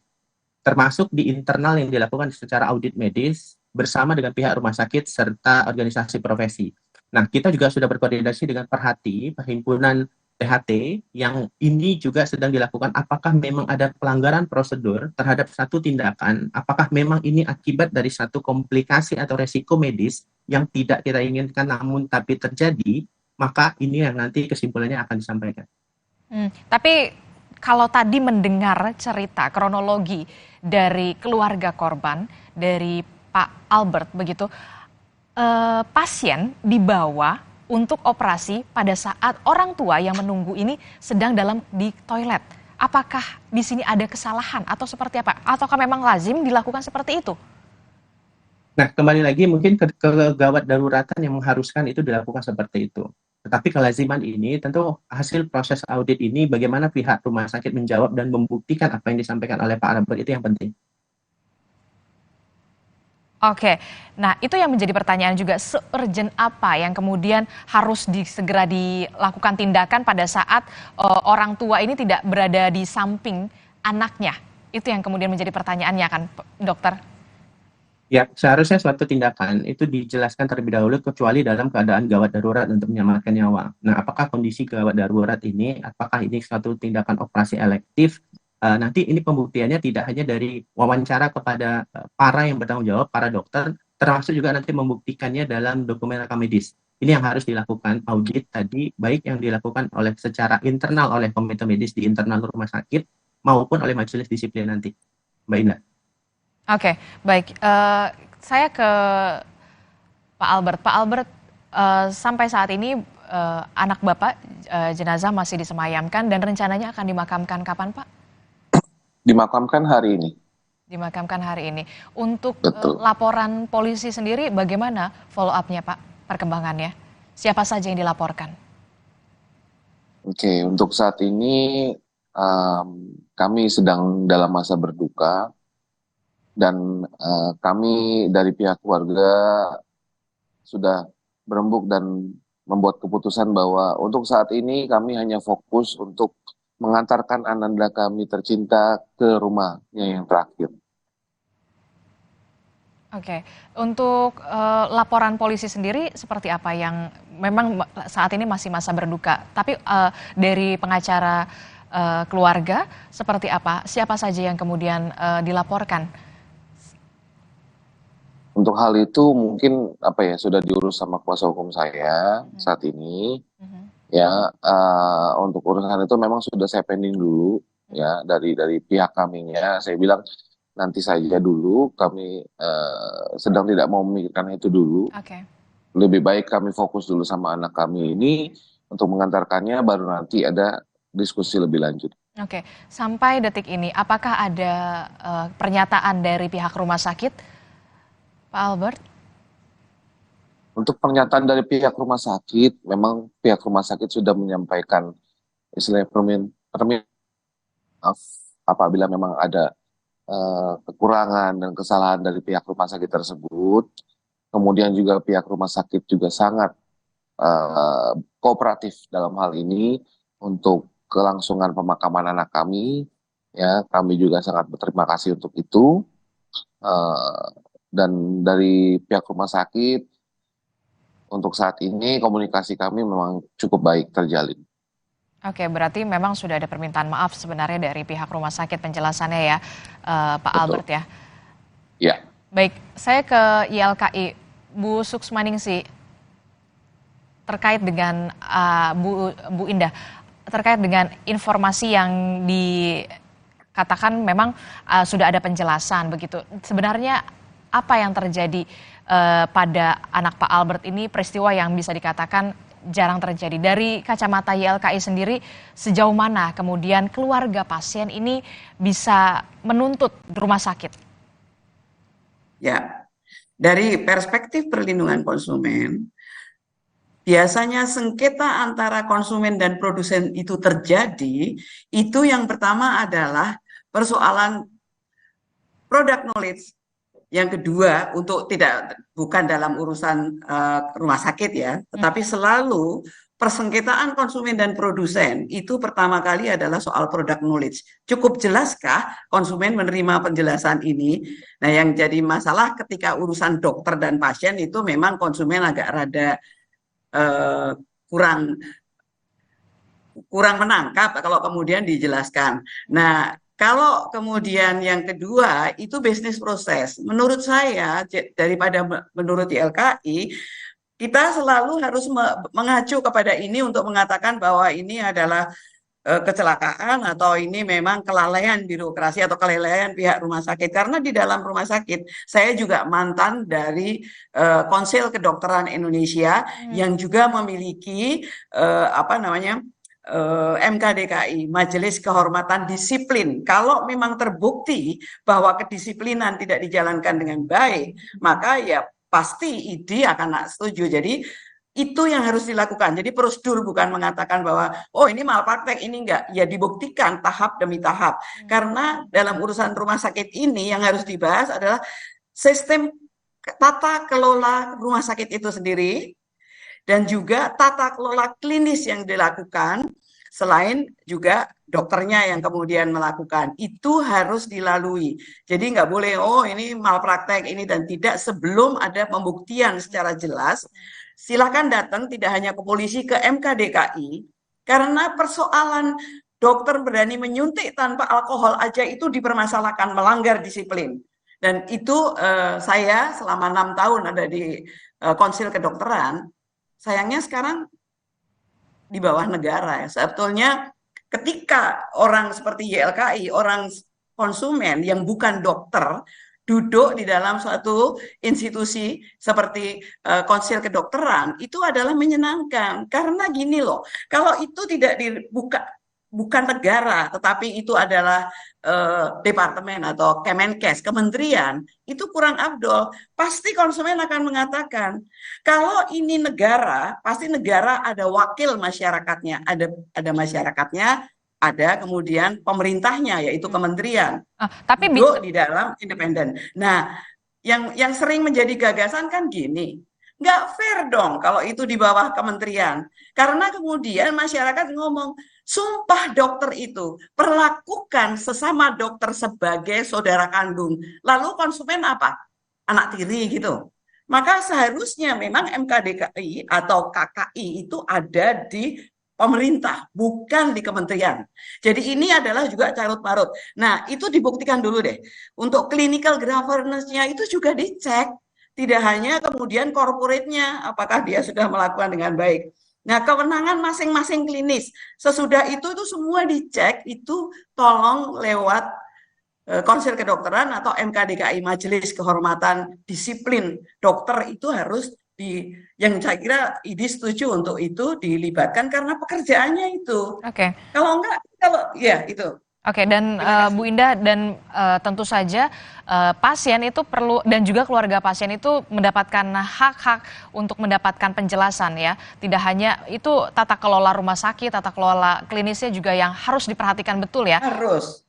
Oke, dan benarkah ini bisa dikatakan sudah tepatkah kemudian keluarga dari pasien ini menuntut itu merupakan hak juga, Bu Indah? Iya.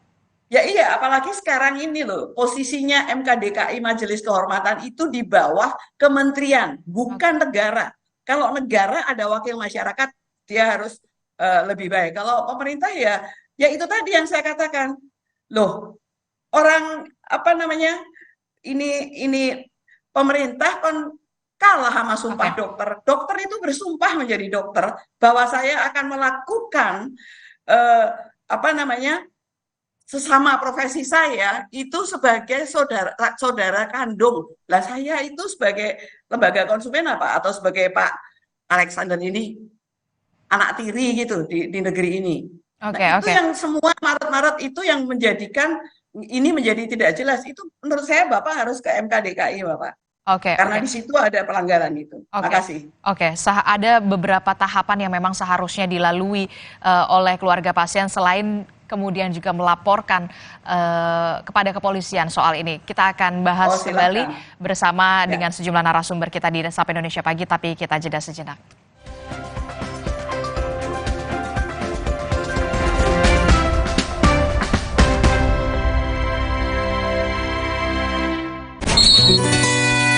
Gatal karena jamburan kutu air? Mati kutu dengan Fumida.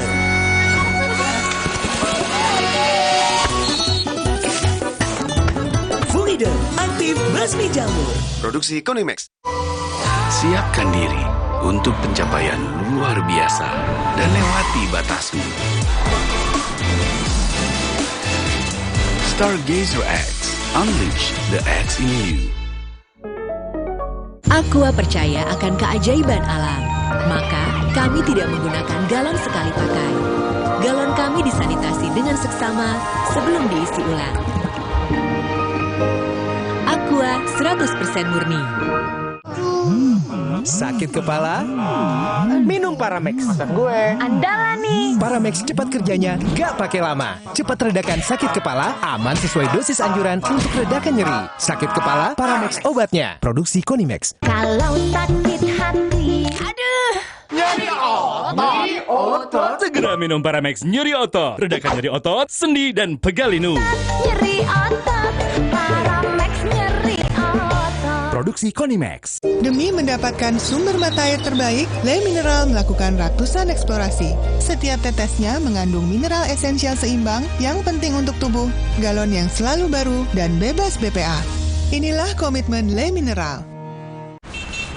Polusi berdampak pada kesehatan. Jadi gampang batuk, tenggorokan gatal, banyak dahak, sesak nafas, daya tahan tubuh menurun. Solusinya pakai masker dan minum tolak angin setiap hari. Tolak angin telah teruji ilmiah, aman, dan berkhasiat. Agar daya tahan tubuh kuat, Dan gak masuk angin, orang pintar minum tolak angin. Aku pikir semua air mineral itu sama. Le Mineral itu beda. Le Mineral memang berbeda. Setiap tetesnya mengandung mineral esensial seimbang yang penting untuk tubuh dan juga membuat rasa airnya lebih segar. Segernya. Le Mineral. Alergi jontor nih. Aku biduran, obatnya yang depannya Indal CTN. Bisa dibeli tanpa resep dokter. Indal CTN, komposisi anti alerginya Redakan alergi. Indal CTN. Luka, memar di kulit. Sakit. Pegalinu nyeri sendi, butuh dipijit. Sakit. Gak usah ngeluh kalau sakit, pakai Herba Wahid. Herba Wahid, minyak herbal berkhasiat. Herba Wahid, minyak gosok, urut dan pijit. Wahid. Demi mendapatkan sumber mata air terbaik, Le Mineral melakukan ratusan eksplorasi. Setiap tetesnya mengandung mineral esensial seimbang yang penting untuk tubuh, galon yang selalu baru, dan bebas BPA. Inilah komitmen Le Mineral. Baru isi perut, udah kosong lagi. Dikit-dikit lapar. Barusan jajan, tapi masih lapar. Dikit-dikit lapar. Sari Gandum dengan gandum utuh dan krim coklat lezat bikin kenyang lebih lama. Sari Gandum, seenak itu, sekenyang itu.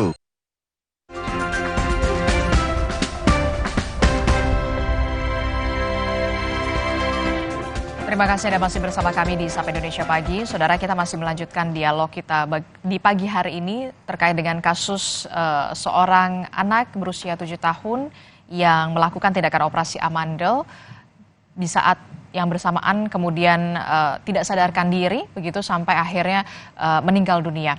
Kita masih membahasnya bersama dari Ikatan Dokter Indonesia, ada YLKI dan juga keluarga pasien. Saya ke Pak Beni dulu. Pak Beni, langkah apa yang nantinya akan dilanjutkan ini di audit medis? Tadi Anda sempat mengatakan sebelum kita memulai ada audit medis dan berapa lama ini akan dilakukan dan jika nantinya ada terbukti kesalahan prosedur atau malapraktik, apa sanksinya?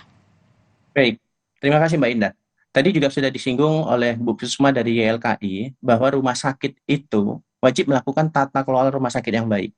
Di luar tata kelola rumah sakit yang baik, rumah sakit juga harus melakukan tata kelola klinis yang baik. Nah, tata kelola klinis yang baik ini adalah dengan salah satunya melakukan audit klinis. Nah, audit klinis ini sebenarnya adalah ranah komite medis. Nah, namun sayangnya di dalam undang-undang terbaru, komite medis itu tidak lagi disebutkan. Ini yang kemudian proses independensi tadi, hak pasien tadi, hak konsumen tadi, atas pelayanan jasa kesehatan, ini yang kemudian harus kita buktikan melalui apa. Nah, kembali lagi, kalau ini terbukti dari proses audit medis yang dilakukan komite medis nanti, dan kemudian dilakukan juga oleh yang lembaga independen, oleh Majelis Disiplin atau MKDKI, Majelis Kehormatan Disiplin Kedokteran, dan kemudian terbukti, seandainya terbukti, maka sanksi hukumnya ada. Sebagaimana yang dituntut oleh pihak keluarga melalui kuasa hukum, bahwa ada tuntutan di sana apabila ini mengakibatkan kematian. Maka ada ancaman 5 tahun penjara atau denda 500 juta rupiah.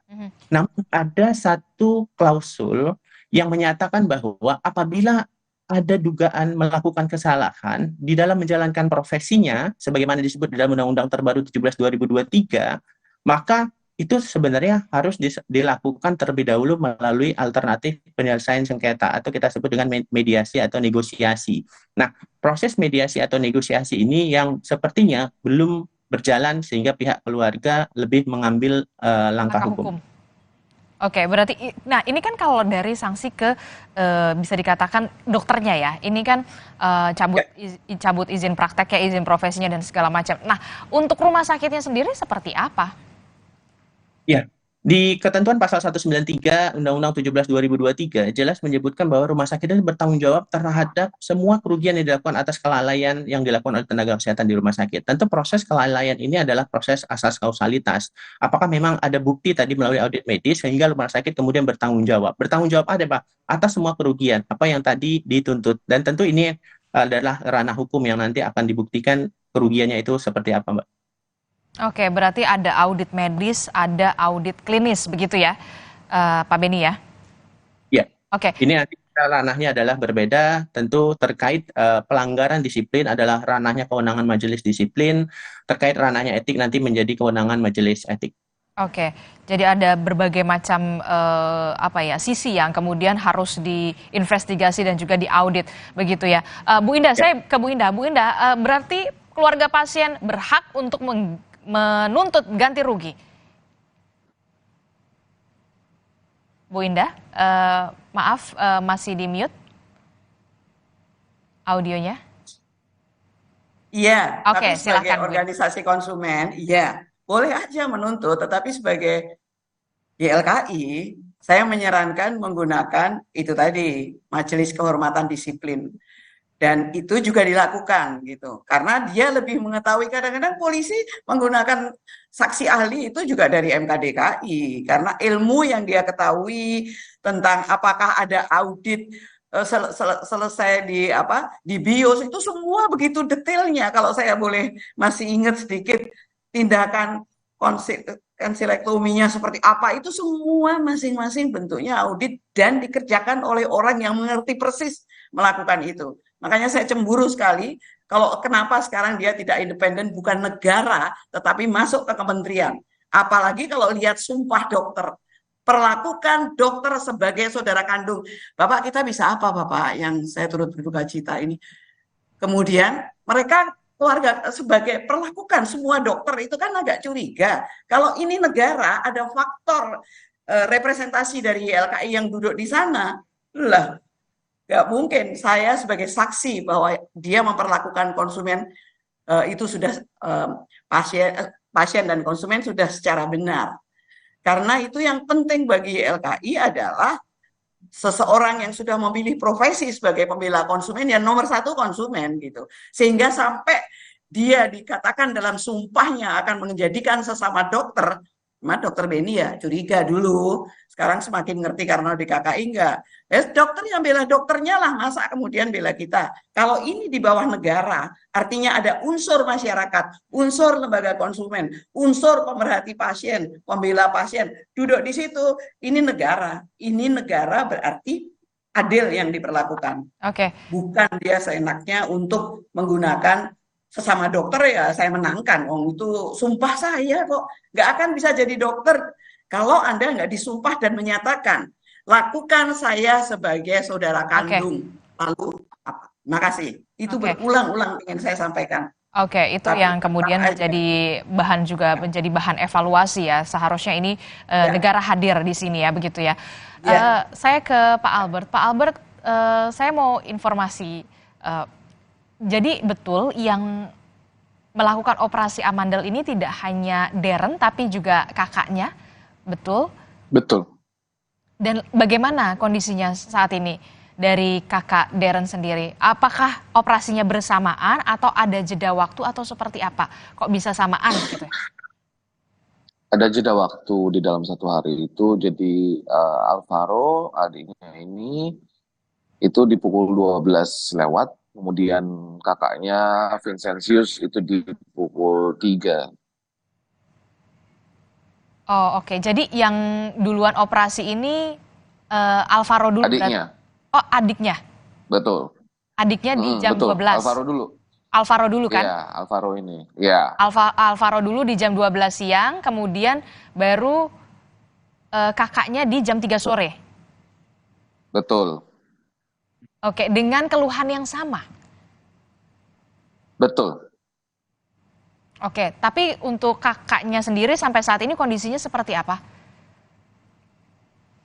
Kondisinya sudah baik, sepertinya kami mengalami gangguan sinyal dengan Pak Albert. Tapi informasi yang kami dapatkan memang Alvaro Darren melakukan operasi di rumah sakit tersebut di jam 12 siang, kemudian barulah disusul oleh itu tidak lama dia Pak Albert. Kami mengalami gangguan sinyal, tidak bisa mendengar jelas. Kami mencoba kembali memperbaiki. Saya ke Pak Beni dulu. Pak Beni, jadi nanti sanksinya seperti apa? Dan apakah ini memang tanggung jawab rumah sakit juga? Baik, jadi terkait sanksi dokter yang melanggar, yang terbukti melanggar etik, tentu nanti akan ada sanksi etik. Kemudian kalau dokter melanggar disiplin, maka akan ada sanksi disiplin yang akan ditetapkan oleh majelis disiplin. Sanksi dari majelis disiplin apabila ini terbukti melakukan pelanggaran disiplin sampai kepada pencabutan surat izin praktiknya. Nah, tentu ranah hukum nanti ya kita akan melihat lagi pembuktian dari sisi hakim, maka ketentuan tadi seperti saya sampaikan ancamannya adalah 5 tahun penjara atau denda maksimal 500 juta. Oke, itu kalau dari segi ranah hukum berarti perlu nggak keluarga pasien ini melapor dulu atau sudah pasti langsung otomatis ditangani, diproses? Ya, karena ini delik aduan, sifatnya delik aduan, maka yang merugikan baik pihak keluarga, pasien, maka berhak melakukan pengaduan. Nah, tentu pengaduan ini perlu pembuktian dari asas pembuktian. Nah, kami harapkan di luar asas pembuktian yang diatur di dalam 184 KUHP, tentu asas kausalitas ini penting. Apakah memang perbuatan yang dilakukan tadi atas pelanggaran disiplin tadi yang menyebabkan kemudian meninggalnya pasien? Oke, berarti keluarga pasien perlu melapor ke? Pertama, tadi sudah dijelaskan oleh Bu Suksma, silahkan melapor ke Ikatan Dokter Indonesia, kita akan melihat dan membuktikan ada pelanggaran etik atau tidak. Kemudian kepada majelis disiplin yang tadi nanti akan ada bukti, ada pelanggaran disiplin atau tidak, karena itu adalah lembaga yang paling berwenang untuk menentukan ada atau tidak adanya pelanggaran disiplin. Kemudian kalau keluarga memilih langkah hukum yang walaupun kami tidak menginginkan ini, tetapi itu adalah hak keluarga, ya itu silahkan. Berarti sampai saat ini belum ada proses itu, sebelum ada laporan? Ya, belum. Oke, saya langsung ke Pak Albert. Pak Albert, kita tersambung kembali tapi menggunakan telepon. Pak Albert, tadi dari penjelasan Pak Beni dari Ikatan Dokter Indonesia, ini akan diproses jika ada aduan dulu, ada laporan dulu ke ID dan juga ke Majelis Kedisiplinan. Apakah nanti keluarga akan berniat untuk melaporkan ini ke ID atau seperti apa? Agar ini betul-betul diproses gitu. Silahkan Pak Albert. Aman ini suaranya. Silahkan Pak Albert. Pak Albert. Halo, ya. Ya, silahkan Pak Albert. Oke, baik. Jadi kami akan mencoba berdiskusi kembali dengan keluarga bagaimana baiknya karena saat ini ananda kami sudah meninggal ya, sudah tidak ada. Betul. Jadi ada kekecewaan memang, tapi kami tidak boleh seterusnya seperti ini. Kami harus coba lebih bijak lagi untuk berdiskusi dengan keluarga dan bagaimana ke depannya nanti. Karena anak kami sudah tenang, kami lihat sudah tenang, sudah tersenyum, begitu. Oke. Baik, berarti akan ada diskusi lanjutan dulu bersama keluarga, apakah nantinya akan ada keputusan untuk melaporkan ini ke ID dan juga ke MKD berarti ya, begitu ya? Betul. Masih ada proses diskusi dulu ya? Betul. Oke, Bu Suksma. Ya. Bu Suksma, untuk kasus-kasus semacam ini, tadi disebutkan kan dari Dokter Beni harus ada laporan dulu, delik aduan dulu. Nah, kalau keluarga pasien ini masih pikir-pikir nampaknya. Apakah bisa dari pihak lain atau seperti apa untuk laporan pengaduan ini ke ID dan juga Majelis Kehormatan atau Kedisiplinan? Ya, dari YLKI sendiri. Mesti dikasih. Kalau saya tetap akan memilih untuk menggunakan jalur itu, karena tidak hanya untuk keluarga yang sekarang. Bagaimana kalau kemudian keluarga tidak menyampaikan dan dokter-dokter yang seandainya masih berkeliaran.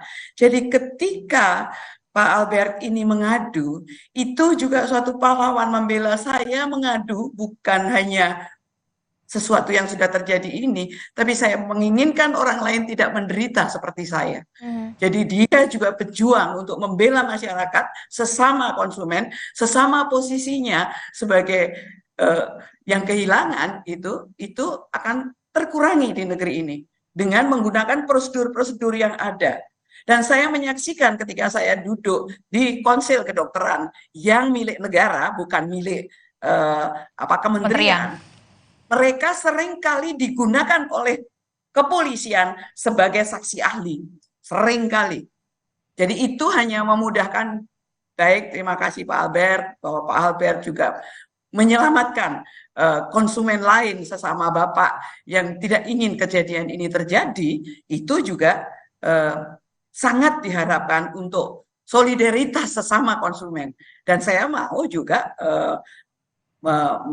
memberikan support yang baik untuk, ya konsumen itu jeleknya juga kadang-kadang nggak mau jadi solidar sesama konsumen, suaranya kurang kuat karena itu sering diabaikan, dipindah, sudah betul-betul milik negara, dipindah menjadi kementerian, kan semaunya yang punya negara, dia pikir. Jadi setidaknya harus ada laporan dulu supaya bisa dikatakan dokter-dokter yang pada saat mengoperasi, terlibat operasi Alvaro ini, kemudian untuk sementara waktu dinonaktifkan dulu lah ya, jangan sampai ada bisa dikatakan Alvaro selanjutnya, jangan sampai ada seperti itu, begitu kan ya Bu Suksma? Dari sisi konsumen pastinya. Iya, betul sekali, persis Bapak, saya mohon Pak. Itu yang kemudian menjadi harapan juga untuk kita semua. Pak Beni, apakah mungkin kemudian dokter-dokter yang terlibat, orang-orang yang terlibat pada saat mengoperasi atau melakukan tindakan ke Alvaro ini dinonaktifkan dulu sementara sampai ada penyelidikan lebih lanjut? Ya, kembali lagi kepada asas praduga tak bersalah ya. Jadi betul, dibuktikan terlebih dahulu secara proses apakah ada pelanggaran etik, pelanggaran disiplin, atau pelanggaran hukum di sana. Nah, kalau ini dihentikan, tentu hak pasien yang lain, hak konsumen yang lain yang membutuhkan jasa dokter akan terabaikan. Tentu ini kita hormati asas praduga tak bersalah. Tapi kan seharusnya ada evaluasi dulu dari rumah sakit. Ada investigasi lebih dulu dari rumah sakit. Mengapa ini bisa terjadi? Betul, itu evaluasi dari pihak rumah sakit yang tadi kami sampaikan, audit medis yang dilakukan oleh komite medis. Sudah ada informasikah dari rumah sakit sendiri apakah sudah melakukan investigasi soal ini, dan apakah juga dokter-dokter yang terlibat ini juga sudah dalam tanda kutip diistirahatkan dulu lebih dulu sambil menunggu hasil investigasi ini? Nah, yang kami dapat informasi tentu ya karena ini kasusnya juga sudah ramai viral, tentu secara psikologis juga dokternya mengalami hal yang tidak mengenakan ya.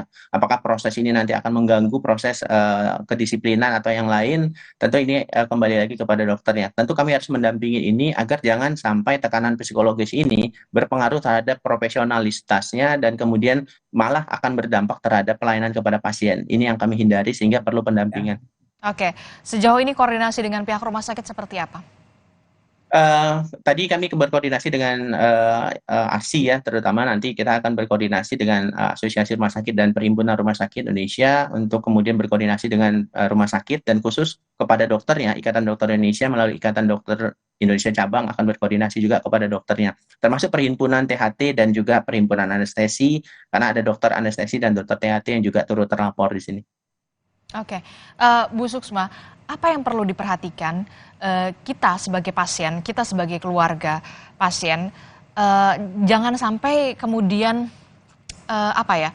hal semacam ini kembali terjadi seperti penjelasan. Tadi ada informasi dari keluarga pasien, Alvaro ini dibawa ke ruang operasi pada saat penunggunya, orang tuanya ini sedang berada di toilet. Itu satu.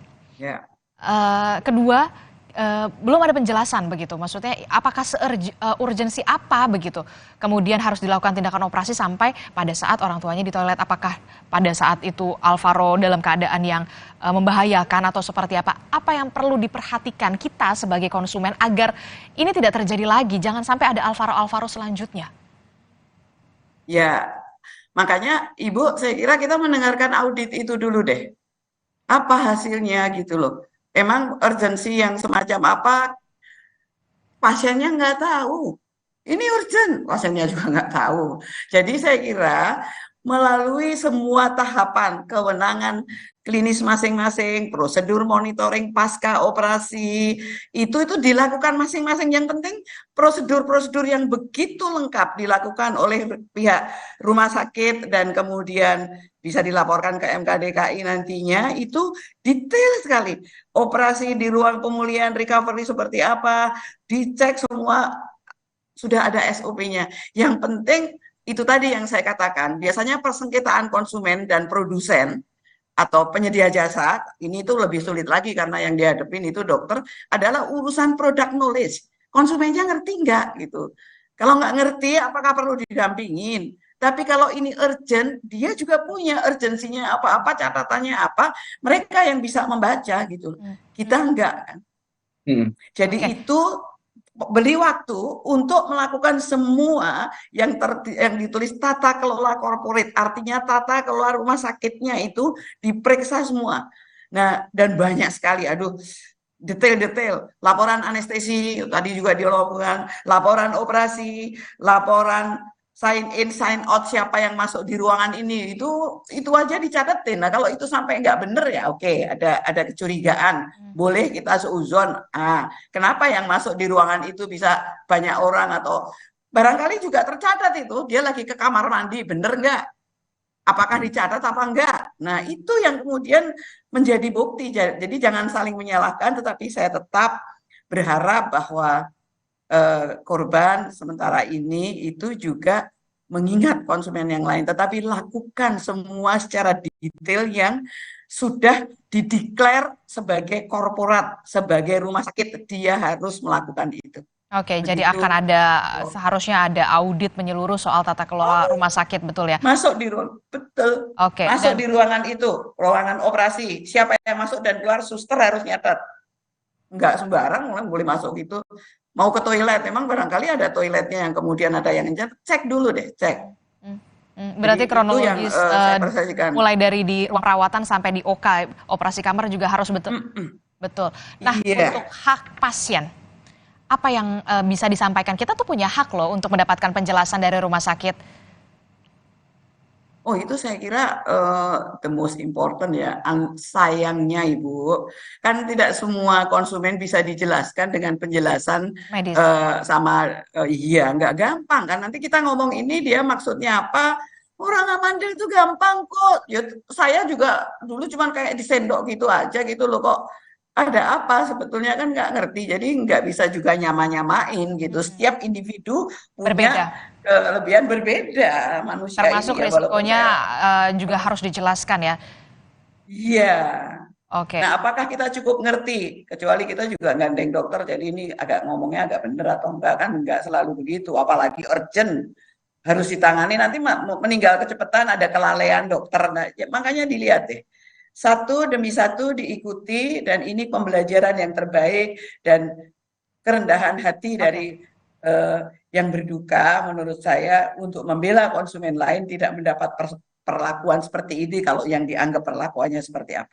Oke. Semua mengerjakan pekerjaan yang seharusnya dikerjakan.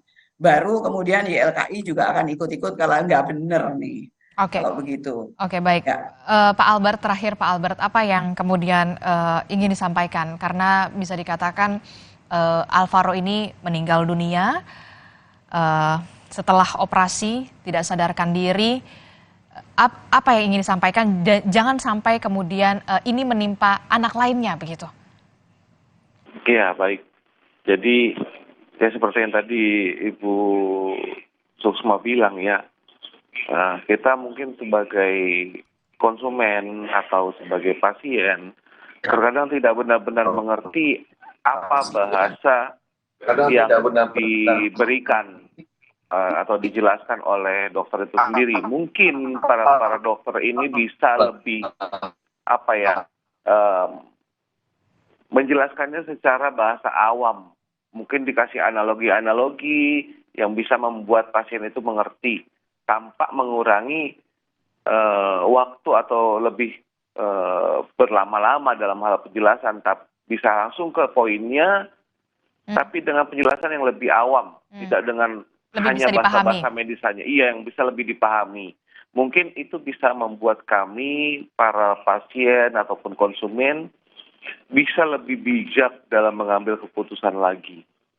Oke, termasuk juga setelah kejadian ini menimpa keluarga Bapak, laporan hukum tetap berlanjut berarti ya ke ranah kepolisian, ke ranah hukum untuk menanti keadilan. Ya, mungkin saat ini akan ada laporan-laporan, tapi kami belum tahu lagi dalam bentuk apa, apakah itu dalam bentuk mediasi, ataukah dalam bentuk seperti tadi dibilang ke ID dan komite disiplin. Nah, itu akan nanti kami bicarakan lagi di pihak keluarga bagaimana baiknya, karena saat ini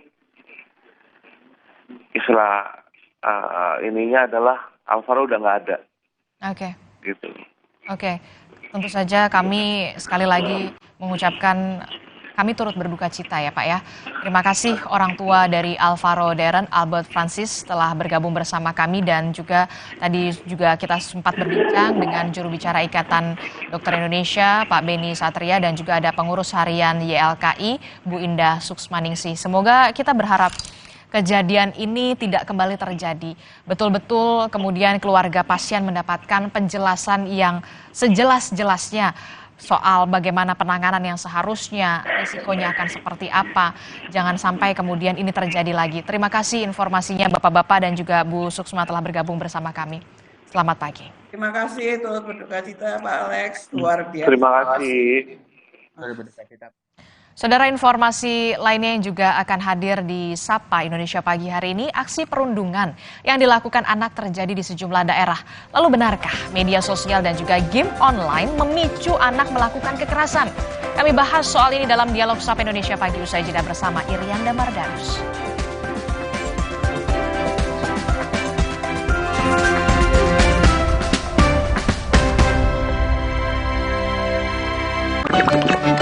Le Mineral beda banget, lebih smooth, lebih segar. Le Mineral memang berbeda. Setiap tetesnya mengandung mineral esensial seimbang yang penting untuk tubuh dan juga membuat rasa airnya lebih segar. Dan lebih enteng. Le Mineral. 7 larangan dan pelanggaran berat anggota TNI. 1. Penyalahgunaan senjata api dan amunisi bahan peledak. 2. Penyalahgunaan narkoba, baik sebagai pengedar maupun pengguna. 3. Desersi dan insubordinasi. 4. Perkelahian dengan rakyat antara anggota TNI dan Polri. 5. Pelanggaran susila. 6. Penipuan, perampokan, dan pencurian. 7. Perjudian, backing, illegal logging, dan illegal mining. Patuh hukum dan setia negara adalah Sumpah Tentara Nasional Indonesia. Baru isi perut, udah kosong lagi. Dikit-dikit, lapar. Barusan jajan, tapi masih lapar. Dikit-dikit, lapar. Sari Gandum dengan gandum utuh dan krim coklat lezat bikin kenyang lebih lama. Sari Gandum, seenak itu, sekenyang itu. Demi mendapatkan sumber mata air terbaik, Le Mineral melakukan ratusan eksplorasi. Setiap tetesnya mengandung mineral esensial seimbang yang penting untuk tubuh, galon yang selalu baru, dan bebas BPA. Inilah komitmen Le Mineral. Jalan yuk. Usia nambah, gerak susah ya. Kesehatan sendi harus diperhatikan. Rajin gerak badan tak berlebihan. Bila perlu, minum Wellmove. Diproduksi dengan teknologi modern, higienis, dan halal. Wellmove, bergerak itu nikmat. Untuk membantu atasi capek, pegal, dan nyeri otot, pakai Hotin Cream. Kalau untuk meredakan nyeri sendi, rematik dan keseleo, nah, itu pakai Hotin DCL baru. Bahan aktif DCL-nya efektif mengobati rematik, lindung, dan nyeri sendi. Hotnya Hotin banget deh. Terasa gigi ngilu kalau minum dingin. Terus kondisi gigi sensitif. Jika dibiarkan lebih lama, ada kemungkinan untuk memburuk. Sensodyne memberikan perlindungan hingga 24 jam. Saya merekomendasikan Sensodyne untuk perawatan gigi ngilu. Aku pikir semua air mineral itu sama. Le Mineral itu beda. Le Mineral memang berbeda. Setiap tetesnya mengandung mineral esensial seimbang yang penting untuk tubuh dan juga membuat rasa airnya lebih segar. Segernya. Le Mineral. Rasa takoyaki yang creamy, asin, manis, bertabur katsuobushi. Nikmatnya sungguh meriah. Indomie Ramen Series. Nikmat otentiknya Pangzoku. Keujanan ya? Sini ibu bantu keringkan. Kakak demam. Bodrexin demam sirup dengan paracetamol. Efektif turunkan panas demam. Ibu tak perlu khawatir lagi. Bodrexin tersedia dalam bentuk sirup dan tablet kunyah. Nggak enak? Iya, kayak aroma manisnya. Le Mineral memang berbeda. Setiap tetesnya mengandung mineral esensial seimbang yang penting untuk tubuh dan juga membuat rasa airnya lebih segar. Le Mineral.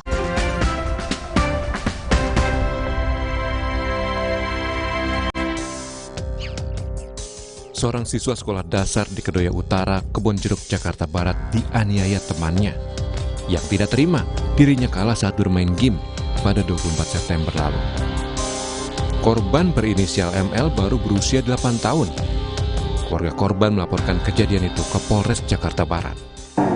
Melakukan pemeriksaan saksi, ada 7 saksi yang kita lakukan pemeriksaan dan barang bukti yang sudah kita amankan. Setelah kita lakukan pemeriksaan, yang mana dalam hal pemeriksaan ini juga kita didampingi dari P3A terhadap korban. Kemudian pada hari ini kami melakukan rapat dalam hal tindak lanjut terkait masalah anak ini. Saudara, maaf saya ulang, perundungan yang dilakukan anak-anak marak terjadi, perundungan yang tampak terlihat ini tak bisa dipungkiri. Ya, selamat pagi Mas Ir. Mbak Intan, terima kasih sudah bergabung bersama Sapa Indonesia Pagi. Yang pertama saya mau tanya dulu terkait dengan kejadian perundungan, kemudian ada beberapa kejadian yang nyilet tangan sendiri gitu ya, anak-anak kecil saat ini. Kalau kita khusus ke perundungan terlebih dahulu, kalau Mbak Intan melihatnya dari sisi psikologi sendiri, yang paling mempengaruhi peristiwa perundungan itu kalau dari Mbak Intan apa? Yang terjadi kalau sekarang kita lihat ya kenapa banyak sekali peristiwa perundungan. Yang pertama tentu kita nggak bisa menghilangkan hal yang pertama fokus adalah keluarga, ya kan? Hubungan keluarga yang kurang sehat, pengawasannya juga kurang dari orang tua, figur ayah dan figur ibunya juga tidak lengkap. Kemudian anak ini tidak mendapatkan afeksi atau kasih sayang yang full, itu bisa menjadi penyebab dari anak ini menjadi pelaku. Kemudian model perilaku gitu. Jadi anak ini mudah sekali terbawa oleh perilaku agresif. Jadi sehingga dia tuh karena ada contoh ya, ada contoh nih role models nih orang-orang dewasa di sekitarnya berperilaku agresif, maka dia cenderung untuk mengikuti perilaku itu. Kemudian juga adanya masalah pengendalian diri. Jadi anak-anak yang menjadi pelaku bullying ini cenderung mereka punya masalah di pengendalian diri. Jadi mereka tuh lebih impulsif gitu. Jadi mereka lebih gampang untuk melakukan perundungan ini ya. Dan terakhir kalau sampai akhirnya benar-benar efek atau dampak yang disebabkan ini benar-benar membuat nyawa seseorang hilang atau parah dari segi fisik, bisa jadi ya saya bilang ya, ada masalah di kesehatan mentalnya. Bisa jadi kita juga melihat bahwa korban atau pelaku-pelaku yang melakukan perundungan dalam usia-usia yang masih di bawah umur ini kita sebut juga sebagai korban sebenarnya Mbak Intan ya. Kenapa? Karena ada tidak stabilnya emosi dalam mungkin pengasuhannya, kemudian juga tadi bisa saja dia melihat contoh-contoh dan menjadi sosok yang impulsif. Impulsivitas sebenarnya ini juga kenapa bisa terjadi sih Mbak dalam anak-anak di usia dini seperti itu? Iya, karena kan benar tadi saya setuju banget Mas Ir bilang bahwa pelaku ini juga korban. Makanya saya bilang pelaku walaupun harus mendapatkan hukuman dengan apa yang sudah dia lakukan, tapi juga dia harus mendapatkan pendampingan karena dia tidak tahu nih bagaimana cara mengendalikan emosi yang dia alami. Bahkan mungkin dia nggak dikenalkan, kalau saya marah saya harus bagaimana, kalau saya kecewa saya harus bagaimana. Kemudian rendahnya pengenalan empati dan simpati. Kita tahu bahwa tidak menyalahkan orang tua yang bekerja, saya nggak menyalahkan orang tua yang bekerja, atau orang tua yang di rumah saja, saya juga tidak menyalahkan dengan pilihan itu. Tetapi pengenalan empati dan simpati itu dimulai dari rumah. Jadi ketika rasa empati simpatinya nggak ada, ketika anak melihat ada hal-hal yang tidak menyenangkan, mereka tidak memikir efeknya, gitu. Dan ditambah tidak adanya figur yang melekat dari diri mereka sendiri, sehingga ketika di usia-usia yang mereka mengalami gejolak, ya kan, apalagi sekarang kita nggak memungkiri ya Mas Ir ya, banyak sekali sosial media yang bertebaran kan informasinya, itu menyebabkan anak melihat sesuatu yang belum sepantasnya mereka lihat. Kenapa? Nah ini filternya yang belum ada, sehingga akhirnya dia mengikuti apa yang menurut mereka ini ya oke buat ditiru, tanpa mereka melihat ini baik atau tidak gitu. Oke, kalau berbicara hal-hal antisipatif ini tentu agak sulit. Kalau saya melihatnya begini, karena tidak bisa disamaratakan bagaimana kemudian kita mencoba untuk antisipatif dari satu cara atau satu sisi di seluruh daerah di Indonesia misalkan. Betul. Semua orang punya kesibukan masing-masing, orang tua ataupun pendamping. Kalau tidak ada sosok orang tua, ini juga memiliki kesibukan masing-masing. Dan kemudian tadi ya tidak ada figur yang Mbak Intan bilang tadi. Tapi kalau untuk menanganinya berarti kepada pelaku-pelaku atau yang kita sebut tadi bisa juga kalau anak usia dini menjadi korban gitu ya. Harus dilihat juga ke faktor-faktor terdekat seperti lingkungan keluarga ataupun lingkungan pengasuhnya Mbak Intan. Betul. Jadi kan keluarga itu hanya circle utamanya dulu ya yang kita bahaskan. Kemudian kita lihat nih sekolahnya gimana. Karena banyak yang terjadi kasus perundungan itu justru di lingkungan sekolah yang dimana anak-anak justru mendapatkan pendidikan ya. Di dalamnya pendidikan ada moral tentunya kan. Nah ini tapi terjadi tempat perundungan. Nah di sini juga big question gitu. Sekolah seperti apa dalam lingkungan pendidikannya. Karena salah satu hal yang justru harusnya tumbuh kesadaran untuk tidak menyakiti adalah sekolah gitu kan. Kemudian adalah lingkungan pertemanan. Pertemanan inilah juga yang paling besar impact-nya. Makanya kenapa pentingnya di rumah kita harus kuat anak karakternya, karena begitu ketemu lingkungan luar, itu toksiknya kan nggak bisa kita hindari ya. Oh iya. Aha. Tapi yang penting harus ditanamkan adalah ketika anak punya karakter yang kuat, do and don'ts-nya benar, maka dia punya filter untuk menyaring. Dan saya setuju yang tadi Mas Ir katakan bahwa setiap daerah, setiap lingkungan, setiap keluarga punya culture dan cara mendidik yang masing-masing berbeda.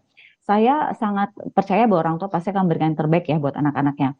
Namun yang pasti yang saat ini urgent yang harus diberikan oleh para orang tua mengingat kasus bullying ini cukup besar gitu ya, adalah bagaimana kita memberikan quality time. Ini bukan tentang kuantitas, tapi quality time. Jadi kalau kita punya quality time yang besar kepada anak, maka anak lengkap afeksinya, kasih sayangnya lengkap. Tadi Mas Ir tanya, kalau gitu harus gimana? Yang pertama, pelaku ini juga sebenarnya dalam keadaan insecure. Ya kan, karena hal sepele bisa memicu dia jadi marah dan melakukan hal-hal yang di luar dari batas normal dari segi emosi. Jadi yang harus dilakukan yang pertama, berikan dia keyakinan bahwa kamu berada di tempat yang baik, yang benar, yang semua sayang kamu. Intinya itu dulu. Lalu yang kedua, lakukan pendekatan secara verbal. Karena anak sekarang itu nggak bisa tuh dikasih tahu salah dengan cara emosi. Tapi sentuh hatinya, karena anak sekarang tuh jarang di-attach masalah hati. Jadi kita harus ngobrol dari hati ke hati, layaknya orang tua ngomong ke anak, layaknya guru ngomong ke murid, tapi dari person to person. Kemudian yang ketiga, anak ini harus mendapatkan role model yang lengkap. Jadi ya udah kita perbaiki juga diri kita. Bagaimana saya bisa menjadi role model yang lengkap sehingga anak memahami bahwa ini loh yang boleh nak, ini loh yang nggak boleh. Sekarang kan yang missing itu komunikasi yang efektif antara orang tua, guru, lingkungan-lingkungan sekitarnya kepada si anak yang sedang mencari jati diri. Sehingga mudah masuk apa yang benar menurut dia versi sosial media atau lingkungannya. Benar-benar seperti investasi ya kalau sama anak ini ya Mbak ya. Berarti itu sesuatu yang harus kita tanamkan dari kecil, tidak hanya masalah verbal, kemudian juga cue time-nya tadi, kemudian juga afeksi yang tentunya ini juga berpengaruh ya Mbak. Kalau untuk sisi media sosial, perkembangan teknologi, dari sisi psikologi, sejauh apa sih dunia psikologi ini melihat pengaruh media sosial yang begitu cepat, arus teknologi perkembangannya, kemudian ada juga game-game online yang banyak di situ sebenarnya unsur-unsur seperti tembak menembak dan juga berantem dan lain-lainnya. Ini mempengaruhi sedikit banyak psikologi anak-anak saat ini begitu. Sangat besar sih efek dari sosial media ya. Sangat Positifnya besar, ya? juga banyak ya, tapi kita di sini berbicara apa efek negatifnya gitu. Ya. Tadi dikatakan games online itu memicu agresif. Iya, benar banget. Karena kan sebenarnya games online itu tidak selalu negatif ya. Kalau anak di bawah ranah yang positif dan ada pendampingan, sebenarnya itu kan menumbuhkan jiwa kompetisi gitu kan. Terus bagaimana ketika dia jadi pemenang, bagaimana dia harus bersikap ketika jadi dia kalah, belajar apa dari gagal, itu kalau kita ada mendampingi gitu kan, dan lingkungan yang baik. Nah masalahnya ketika tidak ada yang mendampingi, ketika anak kalah kan itu rasa kecewa, ini balik lagi emosi ya. Nah anak kalau nggak dikasih tahu bagaimana kecewa untuk mengeluarkannya, maka nanti dia marah-marah, dia bisa banting handphone, ya kan, atau dia maki-maki orang tuanya. Bahkan masalah simpel deh, kalau misalnya ada yang mau top up gitu ya, terus nggak dikasih sama orang tuanya, dia kan bisa ngelawan orang tuanya ya. Nah dari situ menunjukkan bahwa ketika dia mengalami kekecewaan, kegagalan dari permainan yang ada di games online itu, dan nggak ada yang mendampingi atau yang memberitahu bahwa kecewa itu begini loh nak, gagal tuh begini. Mbak Intan, maaf saya potong. Ya. Sebenarnya kalau dari penjelasan Mbak Intan, saya melihatnya apapun faktor luar, eksternal, seperti salah satunya teknologi ataupun lingkungan, itu adalah hal-hal eksternal yang tidak bisa kita jamin bagaimana kemudian anak akan terpapar ini di luar gitu ya.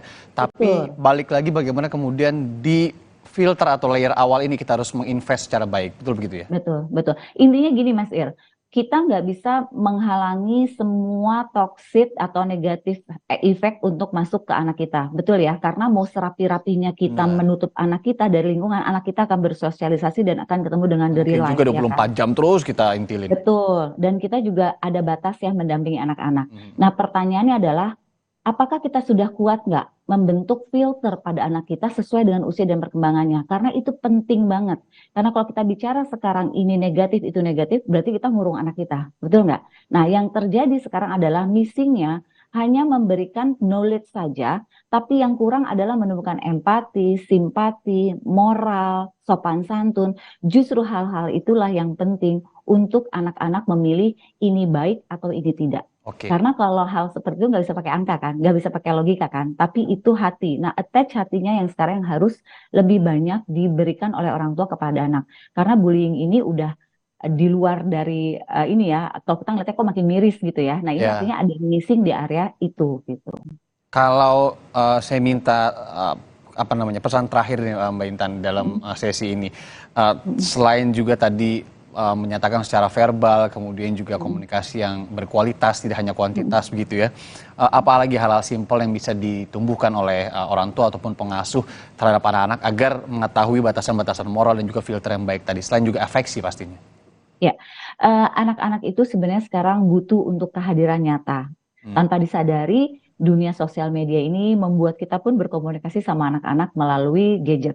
Ya, jadi anak-anak tuh butuh figur orang tuanya hadir. Nggak perlu setiap hari karena setiap orang tua pasti punya kesibukan ya kan. Tetapi ada quality time seminggu sekali, seminggu 2 kali. Yang paling simpel bisa dilakukan adalah makan malam atau makan siang bersama. Jangan kalau lagi ngumpul bareng malah main HP semua gitu ya Mbak Intan. Nah, benar itu penting banget. Gini, pokoknya yang paling mudah dilakukan dan tapi konsisten ya. Coba seminggu sekali, seminggu 2 kali makan siang atau makan malam di rumah, no gadget, dan jadikan itu quality time. Saling sharing, saling cerita. Mungkin awalnya kaku nggak terbiasa. Tapi ternyata hal-hal simpel lakukan itu kalau konsisten itu menunjukkan bahwa kita hadir dan saling support satu dengan yang lain. Dan mengutip tadi Mas Ir katakan bahwa berarti mendidik anak itu investasi ya. Yes, karena anak itu dididik saat ini bukan buat bertarung saat ini, tapi buat masa depan. Pertanyaannya kan kita nggak selalu bisa mendampingi dan belum tentu kita masih ada di sini. Kalau anak nggak dibuat kuat, anak nggak dibikin filternya yang baik, mana ini baik ini buruk, maka anak bisa bingung di ujung nanti dan bisa terbawa ke hal yang lebih buruk lagi gitu. Mbak Intan Erlita, psikolog, terima kasih banyak sudah memberikan dan meluangkan waktu dan juga memberikan edukasi pagi hari ini yang semoga tentu kita harapkan jadi edukasi penting juga bagi banyak sekali orang tua yang kemudian ini bisa memfilter tindakan-tindakan perundungan ke depannya. Terima kasih Mbak Intan, salam sehat selalu. Sama-sama. Saudara Menteri Pertanian Syahrul Yassin Limpo dikabarkan menghilang.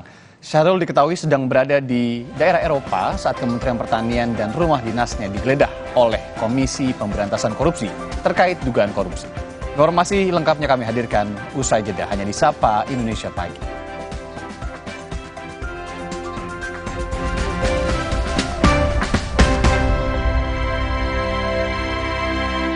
Demi mendapatkan sumber mata air terbaik, Le Mineral melakukan ratusan eksplorasi. Setiap tetesnya mengandung mineral esensial seimbang yang penting untuk tubuh, galon yang selalu baru, dan bebas BPA. Inilah komitmen Le Mineral. Si kecil flu disertai batuk. Thermorex Plus, redakan flu dan batuk sekaligus. Thermorex Plus selalu menjaga kualitas, aman diminum, sesuai dosis anjuran. Thermorex Plus, kembalikan keceriaan si kecil. Produksi Konimax. Baru isi perut, udah kosong lagi. Dikit-dikit, lapar.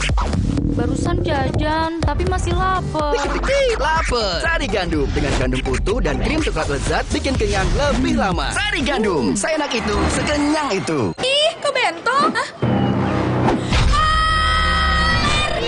Bisa menyerang siapa saja. Obati dengan Silergi. Cetirizine-nya aktif obati alergi, aman sesuai anjuran. Silergi, solusi redakan alergi. Produksi Konimax. Aku pikir semua air mineral itu sama. Le Mineral itu beda. Le Mineral memang berbeda. Setiap tetesnya mengandung mineral esensial seimbang yang penting untuk tubuh dan juga membuat rasa airnya lebih segar. Segernya. Le Mineral. Selamat datang, silakan. Hah? Emangnya ada waktu buat sakit kepala? Panadol Extra, cepat redakan sakit kepala dan nyeri yang mengganggu. Panadol Extra, cepat redakan sakit kepala, dapat diminum sebelum makan. Mau mie. Tenang. tenang, kan ada mie oven. Pilihan lebih sehat. Produksinya di oven, bukan digoreng. Mie-nya kenyal, rasanya lebih enak. Enak. Mie oven, sehat, enak lagi. Wow, kirain pot. Taunya Fresh Care Smash yang lagi viral. Fresh Care Smash 4-in-1. Tren baru, double inhalernya unik, nonjok segernya. Bisa buat ngerok, sampai pijit. Keren dan stylish. Fresh Care Smash, ekspresikan gayamu. Inovasi baru dari Hotin. Hotin Go. Oles, go. Roll on, go. Pijat, go. Nggak sentuh langsung, nggak bikin tangan panas. Hotin Go. Hotnya in, langsung go. Demi mendapatkan sumber mata air terbaik, Le Mineral melakukan ratusan eksplorasi. Setiap tetesnya mengandung mineral esensial seimbang yang penting untuk tubuh, galon yang selalu baru, dan bebas BPA. Inilah komitmen Le Mineral. Wukong, bagus buat kesehatan. Baru, sudah muncul natural Sari Kunyit Plus dengan zat aktif kurkumin dan black pepper. Diproses dengan suhu rendah agar zat aktifnya terjaga. Lebih cepat atasi masalah lambung, daya tahan tubuh kuat. Sudah muncul natural Sari Kunyit Plus. Aqua percaya akan keajaiban alam. Maka, kami tidak menggunakan galon sekali pakai. Galon kami disanitasi dengan seksama sebelum diisi ulang. Aqua 100% murni.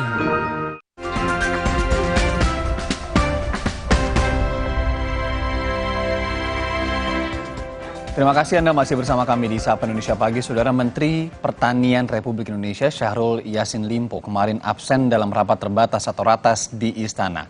Menteri Lingkungan Hidup dan Kehutanan Siti Nurbaya mengaku tak tahu menau di mana keberadaan koleganya ini. Siti Nurbaya bilang soal ketidakhadiran Mentan Syahrul Limpo di rapat terbatas Istana sebaiknya ditanyakan langsung kepada Sekretariat Kabinet. Sebelumnya, saat kunjungan kerja di Italia, Kementerian Pertanian dan Rumah Dinas Syahrul Yassin Limpo digeledah oleh KPK terkait adanya dugaan korupsi.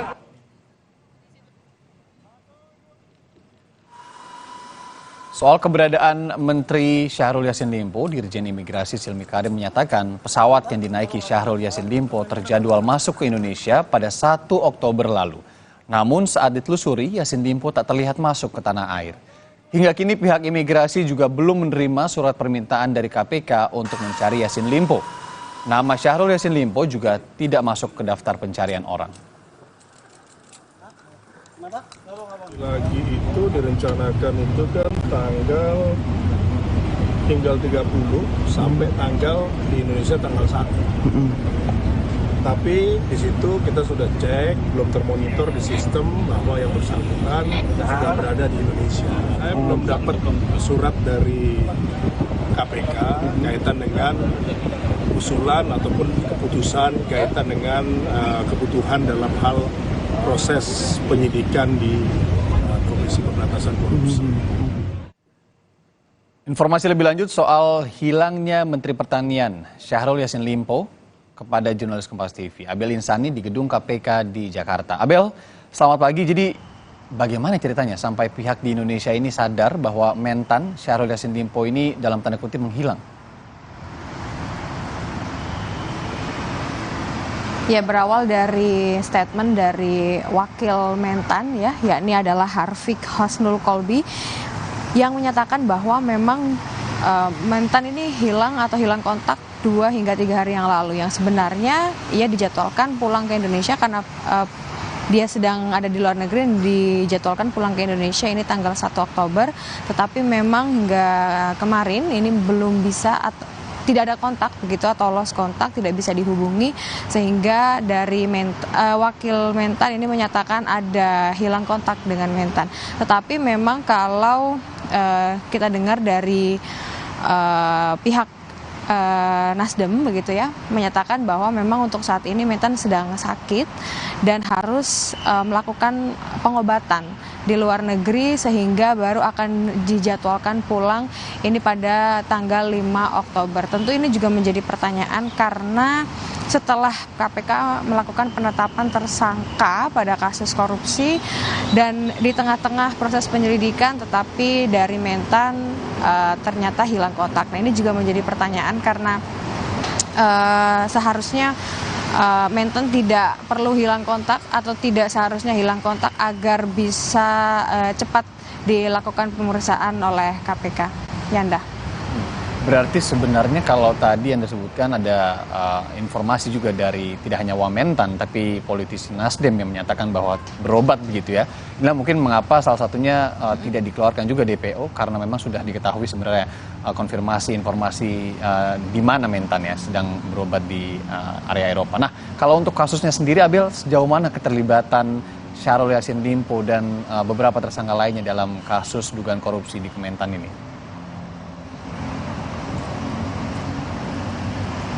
Ya, Mentan ini kan kasus ya pada perkara dugaan korupsi 12E atau pemerasan, yakni yang dibagi menjadi 3 klaster, yakni ada pungli, gratifikasi jabatan dan juga korupsi pengadaan, yakni terkait Dirjen Hortikultura, di mana sebelumnya KPK juga sudah menggeledah rumah dinas dari Mentan sendiri dan menemukan beberapa barang bukti, lalu juga menemukan adanya senjata api yang memang sudah diproses di kepolisian daerah, lalu juga ada menemukan barang bukti berupa dokumen. Nah, ini juga kemarin dari KPK sudah memanggil beberapa saksi, di mana saksi ini merupakan pengacara dari Mentan sendiri untuk dimintai klarifikasi terkait dengan dokumen-dokumen yang ditemukan pada saat penggeledahan itu berlangsung.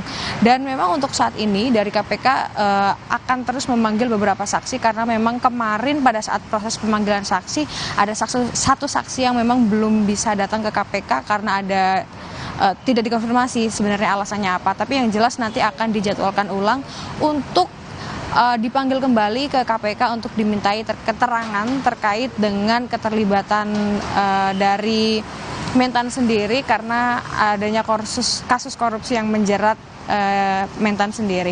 Nah, nanti dari KPK setelah adanya proses pemeriksaan dari saksi yang nanti akan dipanggil, barulah ini akan ada barang bukti baru yang bisa menunjukkan benang merah terkait dengan kasus yang menimpa Menteri Pertanian. Yanda. Ya, karena sejauh ini kita tahu sudah beredar kabar, sudah ada tersangka, kasusnya sudah naik penyidikan, tapi memang belum ada rilis resmi ataupun pengumuman secara resmi dari KPK terhadap kasus ini, siapa tersangkanya dan barang bukti apa saja yang kemudian sudah diamankan secara resmi di KPK sekarang. Terima kasih, Abel Insani, jurnalis Kompas TV melaporkan langsung dari gedung KPK Jakarta.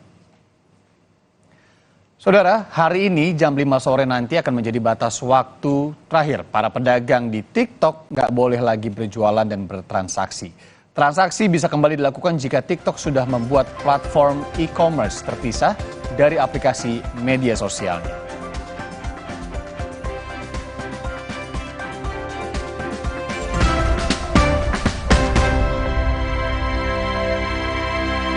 Demi mendapatkan sumber mata air terbaik, Le Mineral melakukan ratusan eksplorasi. Setiap tetesnya mengandung mineral esensial seimbang yang penting untuk tubuh, galon yang selalu baru, dan bebas BPA. Inilah komitmen Le Mineral. Si kecil flu disertai batuk. Thermorex Plus, redakan flu dan batuk sekaligus. Thermorex Plus selalu menjaga kualitas, aman diminum, sesuai dosis anjuran. Thermorex Plus, kembalikan keceriaan si kecil. Produksi Konimax. Yuk, sarapan Energen sereal. Aku yang buat ya, Bu. Aku mau vanila. Aku mau yang coklat. Energen, sereal nomor 1 di Indonesia. Terbuat dari gandum Australia, bernutrisi dan mengenyangkan. Kenyang. Ih, kok bento? Hah? Bisa menyerang siapa saja. Obati dengan Silergi. Cetirizine-nya aktif obati alergi, aman sesuai anjuran. Silergi, solusi redakan alergi. Produksi Konimax. Nggak enak? Iya, kayak aroma manisnya. Le Mineral memang berbeda. Setiap tetesnya mengandung mineral esensial seimbang yang penting untuk tubuh dan juga membuat rasa airnya lebih segar. Le Mineral. Wow, kirain pot. Taunya Fresh Care Smash yang lagi viral. Fresh Care Smash 4-in-1. Tren baru. Double inhalernya unik, nonjok segernya. Bisa buat ngerok, sampai pijit. Keren dan stylish. Fresh Care Smash, ekspresikan gayamu. Inovasi baru dari Hotin. Hotin Go.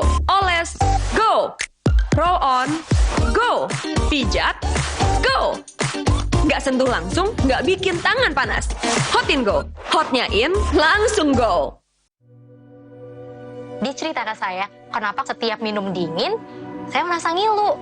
Itu semua karena memang dia memiliki kondisi gigi sensitif. Jika dibiarkan lebih lama, itu ada kemungkinan untuk memburuk.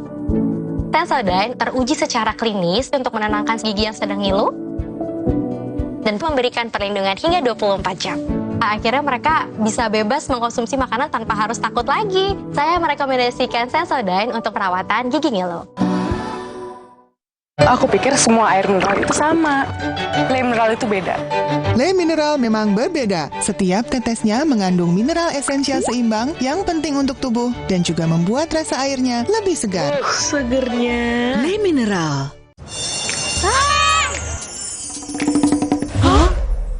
Kita udah pakai pemutih, tapi kok baju dia lebih putih? Oh, pemutih. Kami pakai Vanish White. Lupakan pemutih.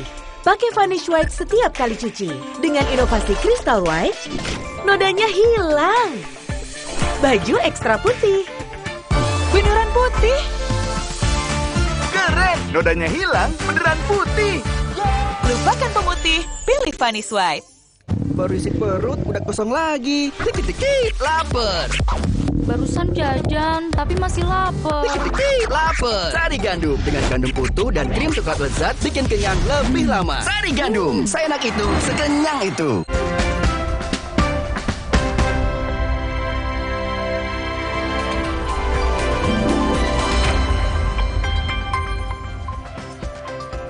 Selamat pagi, saudara, kembali berjumpa di Sapa Indonesia Pagi di segmen Kompas Bisnis. Pagi ini saya Paskalis Siswari.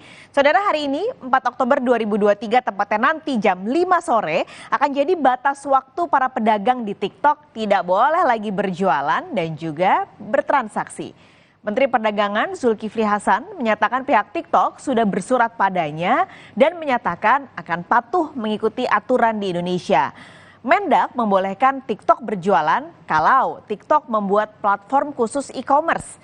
Larangan ini dikeluarkan 1 pekan setelah revisi Permendak nomor 50 tahun 2020 diterbitkan. Ada keranjang kuningnya tadi saya... Tapi dia udah bersurat.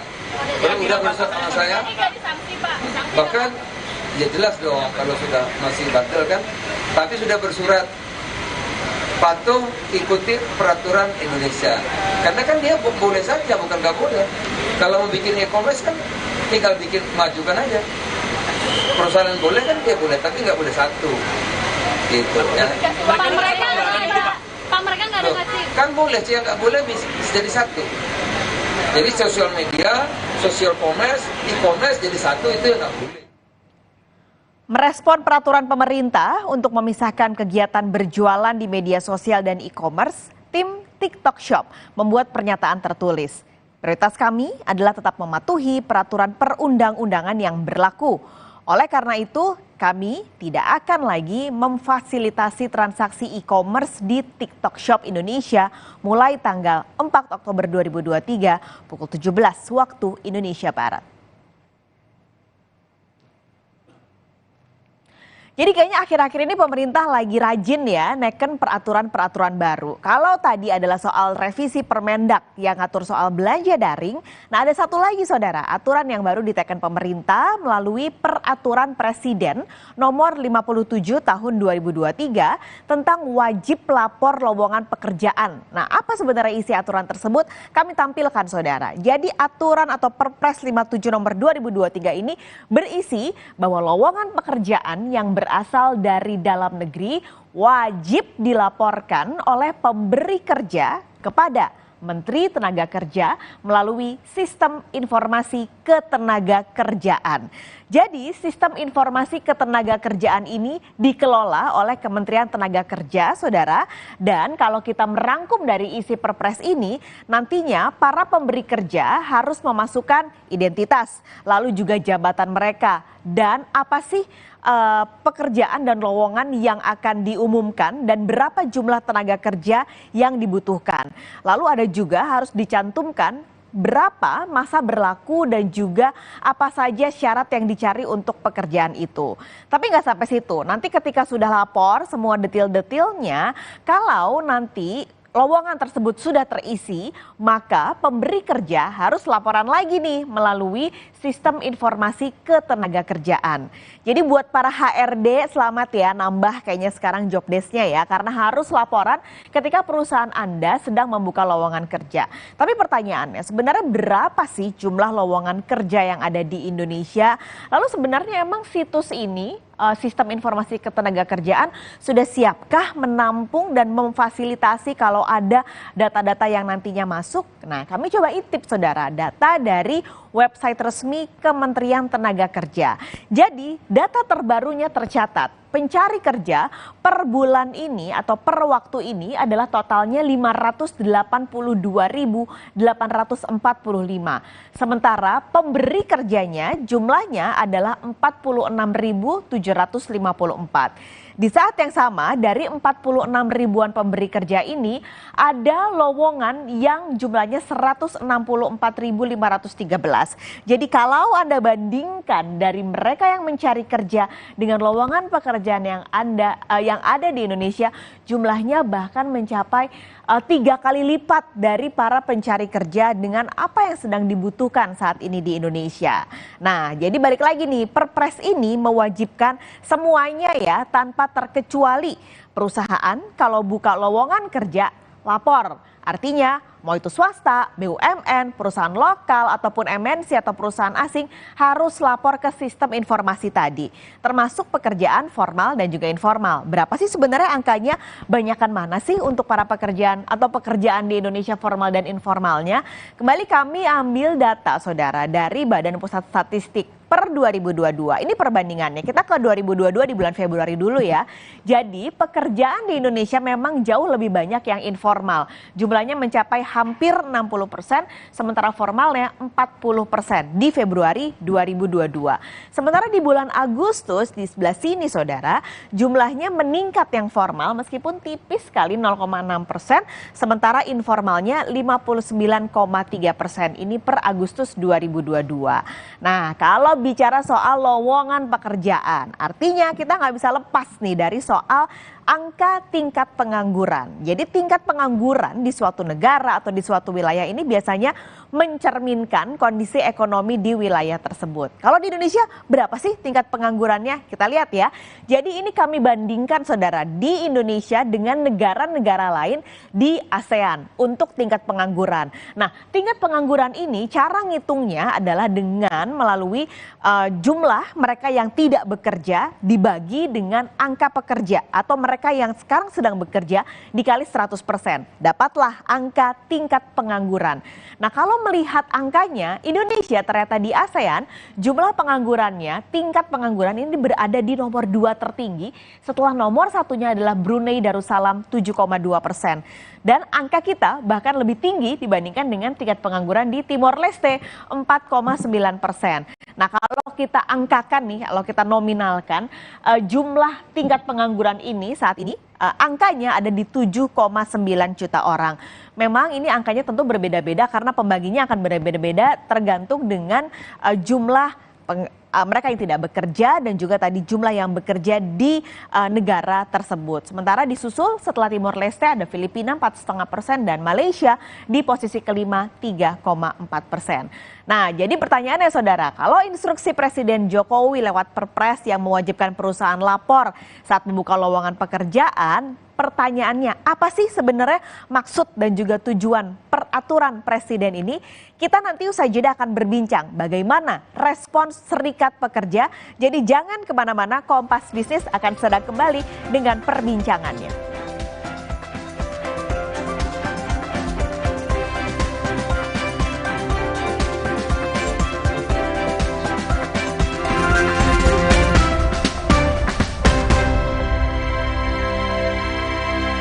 Demi mendapatkan sumber mata air terbaik, Le Mineral melakukan ratusan eksplorasi. Setiap tetesnya mengandung mineral esensial seimbang yang penting untuk tubuh, galon yang selalu baru, dan bebas BPA. Inilah komitmen Le Mineral. Gatal karena jamburan kutu air? Mati kutu dengan Fungider.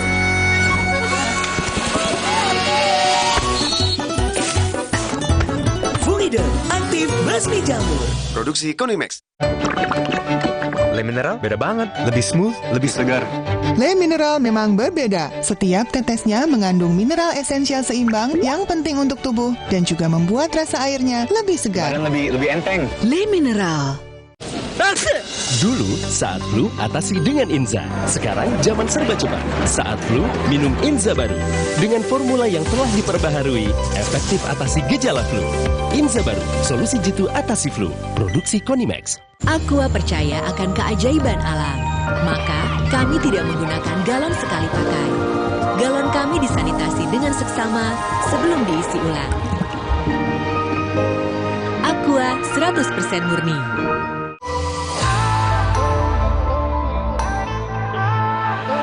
Siapkan diri untuk pencapaian luar biasa dan lewati batasmu. Stargazer X. Unleash the X in you.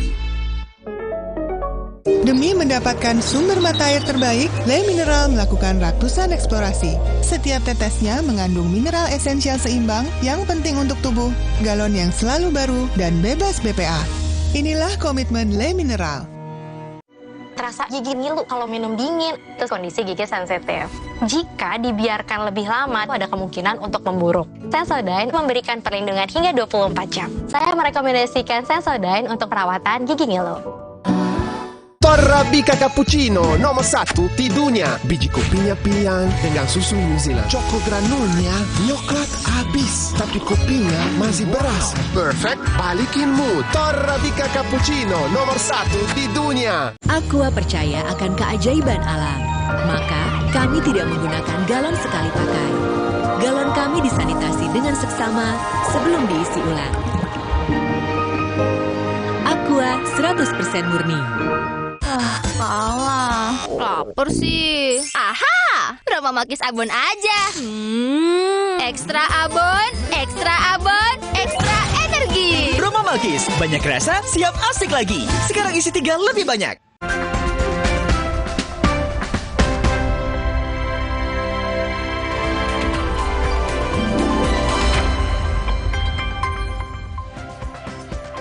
Presiden Joko Widodo mewajibkan perusahaan melapor saat membuka lapangan pekerjaan atau lowongan pekerjaan. Nah, pemerintah bilang aturan ini sebenarnya bertujuan untuk meningkatkan pelayanan penempatan tenaga kerja dalam satu kesatuan pasar kerja. Apakah kebijakan pemerintah ini bisa diterima oleh pekerja? Kompas Bisnis pagi ini sudah bersama dengan Sekretaris Jenderal Organisasi Pekerja Seluruh Indonesia, Timbul Siregar. Bang Timbul, selamat pagi. Selamat pagi. Oke, pertanyaan yang pertama adalah sebenarnya Perpres ini barang baru atau sebenarnya udah lama nggak sih Bang aturan ini? Ya, jadi memang Perpres 57 ini merupakan revisi dari keputusan Presiden nomor 4 tahun 1980. Jadi memang ada wajib lapor lowongan pekerjaan itu sudah ada sejak tahun 80. Nah, tapi memang ini tidak maksimal ya, tidak terintegrasi sehingga kalau yang sekarang sebelum adanya Perpres 57 ini ya kedatang ke suatu dinas tenaga kerja, di situ ada pembukaan lowongan, tapi belum tentu wilayah lain dapat gitu. Nah, jadi memang Kepres 4 tahun 1980 memang sudah tepat direvisi dengan lahirnya Peraturan Presiden nomor 57 tahun 2023 tentang wajib lapor lowongan pekerjaan di mana seluruh pengusaha swasta, BUMN dan sebagainya itu membuka informasi lowongan pekerjaannya sehingga ini bisa diakses oleh seluruh masyarakat. Nah, jadi kan kalau Undang-Undang Dasar 45 kan bilang seluruh rakyat Indonesia berhak atas pekerjaan yang layak. Pekerjaan yang layak itu kan dimulai dari lowongan pekerjaan yang merupakan bagian dari sistem pelayanan informasi pasar kerja. Sistem pelayanan informasi pasar kerja itu kan bagian dari pelayanan penempatan tenaga kerja. Nah, pelayanan tenaga kerja ini dalam rangka untuk mempertemukan antara demand dan supply, antara kebutuhan perusahaan dengan ketersediaan SDM, sehingga bisa lebih match gitu, bisa nyambung kebutuhannya ini, SDM-nya yang memenuhi itu ya ini. Nah, jadi ini juga dalam rangka untuk meningkatkan tingkat produktivitas. Jangan sampai yang dibutuhkan A, ya udah asal masuk aja gitu. Nah, nanti juga kan perusahaan akan mengalami kesulitan bagaimana produktivitas orang yang memang nggak match dengan kebutuhannya. Nah, jadi tentunya ini dalam rangka untuk meningkatkan produktivitas sehingga seluruh pekerja, seluruh calon pekerja berhak mendapatkan informasi. Nah, ini memang dikelola oleh Kementerian Ketenagakerjaan. Nanti dengan dinas-dinas tenaga kerja terintegrasi semuanya. Jadi menurut saya ini bagian yang sangat penting yang harus terus didorong agar antara kebutuhan demand dan supply ini bisa nyambung, bisa meningkat, bisa dipertemukan sehingga produktivitas bisa meningkat. Nah, tinggal nanti kan persoalannya kan ada juga bagian dari bagaimana nanti dengan lowongan-lowongan pekerjaan yang disediakan oleh perusahaan swasta ini, pemerintah juga akhirnya mendapat data. Oh, sebenarnya apa sih yang ke depan yang mau dibutuhkan? Nah, nanti akan ada juga proses perencanaan penempatan tenaga kerja dan sebagainya. Bagaimana didukung oleh pelatihan vokasional, pendidikan vokasional sehingga skill yang mau dipersiapkan nyambung dengan apa kebutuhannya ke depan. Nah, tentunya memang dalam Perpres 57 ini tidak hanya untuk dalam negeri, ini juga dengan luar negeri. Nah, makanya itu juga bagaimana tentang KBRI, KJRI juga harus juga bisa mendorong, bisa bekerja proaktif mendapatkan informasi lowongan pekerjaan dari luar negeri sehingga ketika mereka dapat misalnya butuh perawat, nah mereka tinggal tinggal informasikan di sini sudah ada tenaga perawat, tinggal dipertemukan deal, tinggal dikirim bahwa tenaga-tenaga profesional kita tidak hanya bekerja dalam negeri tapi di luar negeri juga. Jadi intinya adalah bagaimana penempatan tenaga kerja itu lebih fokus, lebih sesuai dengan kebutuhan sehingga lebih produktif gitu ke depannya. Bang Timbul, artinya ini kan semua akan dalam satu sistem informasi ketenaga kerjaan tadi. Yang artinya para pekerja pun kalau mau mencari data harus mengakses di situ ya Bang, tidak bisa di tempat lain. Ya, jadi memang ini akan terbuka untuk seluruh masyarakat pencari kerja. Sehingga tidak ada lagi, ini untuk keluarga saya, nepotismenya itu nggak bisa. Itu kan harus terbuka bahwa perusahaan dalam Perpres 57 ini didorong supaya lebih terbuka. Jangan membuka lowongan untuk keluarganya saja, kelompoknya saja, dan sebagainya. Nah, artinya kebutuhan lapangan pekerjaan ini untuk seluruh masyarakat kita. Nah, perusahaan wajib membuka. Nah, makanya ada ketentuan sanksinya, ada ketentuan rewardnya, penghargaannya, ada. Nah, jadi ini sifatnya wajib. Nah, tinggal nanti di lapangan, kalau ada perusahaan yang tidak mau juga membuka lowongan informasi, ya ada mekanismenya, ada mekanisme sanksinya. Kalau ada nanti membuka dan sebagainya, ada mekanisme rewardnya, penghargaannya. Nah, ini kan juga yang memang kita mau mendorong supaya lowongan pekerjaan yang dibutuhkan oleh masyarakat pencari kerja ini benar-benar terbuka begitu. Nah, tentunya yang nanti mau mendaftar ya harus sesuai dengan apa yang diinginkan, yang diharapkan oleh si industri, oleh si perusahaan. Tidak sekedar melamar. Kalau dia nanti nggak bisa tentang IT, yang nggak usah melamar kan begitu, karena kebutuhannya tentang IT seperti itu. Ini harusnya juga berlaku untuk BUMN kan ya Bang? BUMN juga. Jadi kan sebenarnya untuk seluruh ya pegawai negeri kan begitu juga. Artinya ketika butuh PNS, calon PNS atau P3K, mereka kan melempar ke publik. Ini loh. Nah, demikian juga mau swasta, BUMN, atau siapapun yang memang membutuhkan tenaga kerja, itu harus membuka informasi pasar kerjanya, informasi lowongan kerjanya, sehingga bisa diakses. Dan ini menurut saya harus didukung kepastian oleh seluruh masyarakat, oleh seluruh stakeholder ya, perusahaan, Apindo harus punya komitmen untuk membuka ini. Karena jangan sampai tadi bahwa lowongan itu hanya untuk orang-orang tertentu gitu ya. Nah, ini yang kembali bagaimana pemerintah terus membenahi sistem informasi pasar kerjanya yang dimulai dengan wajib lapor lowongan pekerjaan. Jadi ada informasinya tinggal disalurkan oleh pemerintah. Tapi kita kalau ngomongin sistem pemerintah ya Bang Timbul, kadang ada aja gitu loh, misalnya ternyata database-nya jelek atau webnya tidak mumpuni. Sekarang kan kalau seperti ini kan kita sudah disediakan gitu ya para pekerja, misalnya kita cari pekerjaan disebut saja LinkedIn gitu atau di Jobstreet, Jobhan atau apapun yang sudah banyak. Nah, apakah sistem yang dimiliki pemerintah ini sudah siap untuk bisa menyediakan fasilitas ini? Ya, jadi konsekuensi lahirnya Perpres 57 ini ya memang harus disiapkan, harus mampu bisa menjawab kebutuhan-kebutuhan yang diharapkan oleh pemerintah dan oleh pencari kerja dan oleh si perusahaan yang membuka lowongan pekerjaan ini. Nah, memang tentunya gini, kita punya ya Undang-Undang 7 tahun 1981 tentang wajib lapor ketenagakerjaan. Sebenarnya ini kan bagian dari wajib lapor ketenagakerjaan, tetapi memang kembali persoalannya itu kan tidak maksimal, sehingga tadi disebutkan betul jangan sampai Perpres 57 ini mengulang kehadiran Undang-Undang 7 tahun 81 yang memang juga sebenarnya baik, sangat baik menurut saya kalau itu bisa dijalankan. Masyarakat pencari kerja kita lebih punya pengetahuan begitu. Nah, jadi kembali persoalan ke depan ini memang harus sebenarnya benar-benar harus dipersiapkan oleh pemerintah. Jangan sekedar ada ya. Oh, kita punya wajib lapor lowongan pekerjaan, tapi infrastrukturnya susah ketika diakses tidak bisa karena websitenya tidak mampu dan sebagainya. Nah, ini kan persoalan-persoalan teknis yang sebenarnya harus selesai ya. Dan kami percaya kepada pemerintah bahwa sebelum Perpres 57 ini dimunculkan, disahkan tanggal 25 September 2023 lalu, seluruh infrastruktur sudah. Nah, tinggal memang sekarang kan kalau infrastrukturnya sudah oke, tinggal di-approach kepada para pengusaha. Yuk kita patuhi Perpres 57 karena ini adalah hak seluruh rakyat Indonesia pencari kerja. Nah, tinggal para pengusaha ini mau untuk mengupload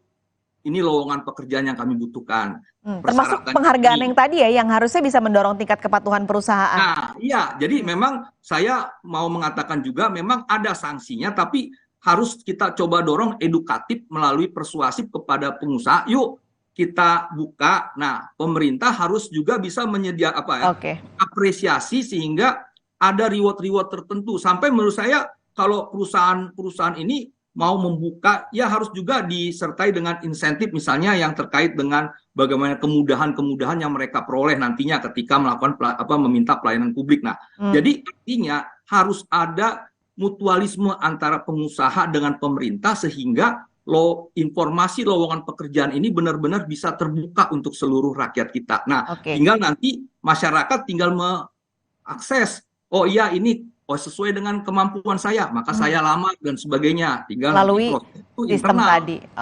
Ya. Baik, terima kasih Bang Timbul. Ini gambaran juga ternyata Perpres ini harapannya juga ini menjadi bisa akses nggak hanya yang tinggal di Jawa, tapi dari seluruh Indonesia bisa mengakses dimanapun. Iya, betul.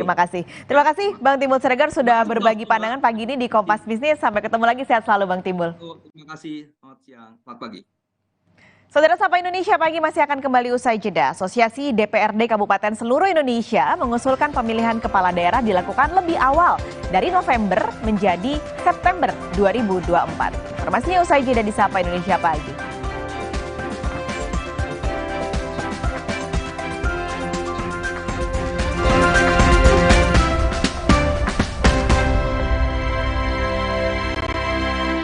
Datang, silakan. Emangnya ada waktu buat sakit kepala? Panadol Extra, cepat redakan sakit kepala dan nyeri yang mengganggu. Panadol Extra, cepat redakan sakit kepala, dapat diminum sebelum makan. Torabika Cappuccino nomor 1 di dunia. Biji kopinya pilihan dengan susu New Zealand. Choco granulnya coklat habis, tapi kopinya masih beras. Perfect, balikin mood. Torabika Cappuccino nomor 1 di dunia. Yuk sarapan Energen sereal. Aku yang buat ya Bu. Aku mau vanila. Aku mau yang coklat. Energen sereal nomor 1 di Indonesia. Terbuat dari gandum Australia, bernutrisi dan mengenyangkan. Kenyang. Aqua percaya akan kebijaksanaan dan keajaiban alam. Aqua berasal dari 19 gunung terpilih. Sumber airnya disaring alami oleh berlapis-lapis bebatuan pelindung yang kaya kandungan mineral alami. Sehingga Aqua terasa dingin tanpa didinginkan. Jelaskan kalau tak semua air itu Aqua 100% murni. Kakek mau yang itu juga dong. Tapi gigi kakek. Gak usah khawatir. Poliden Adhesive membuat Anda bebas nikmati setiap gigitan dengan kuat dan cegah terperangkapnya sisa makanan. Poliden Cleanser, bunuh bakteri lebih kuat dari pasta gigi. Terus, enaknya terus. Manis asam, cuy. Manis asam, cuy. Manis asam, cuy. Terus. Gak nempel di gigi.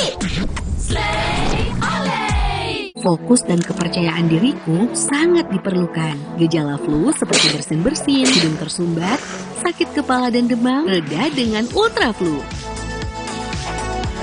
Ultra Flu, flu reda, lega rasanya.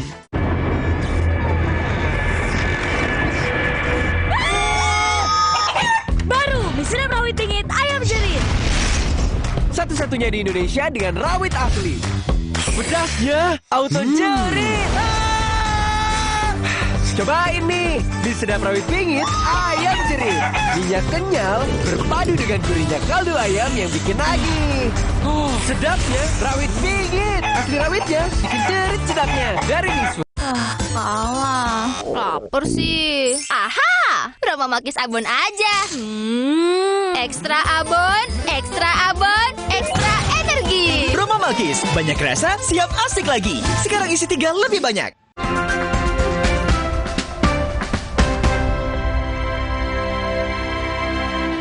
Terima kasih Anda masih bersama kami dalam Sapa Indonesia Pagi. Saudara, Asosiasi DPRD Kabupaten seluruh Indonesia mengusulkan pemilihan kepala daerah dilakukan lebih awal dari bulan November menjadi bulan September 2024.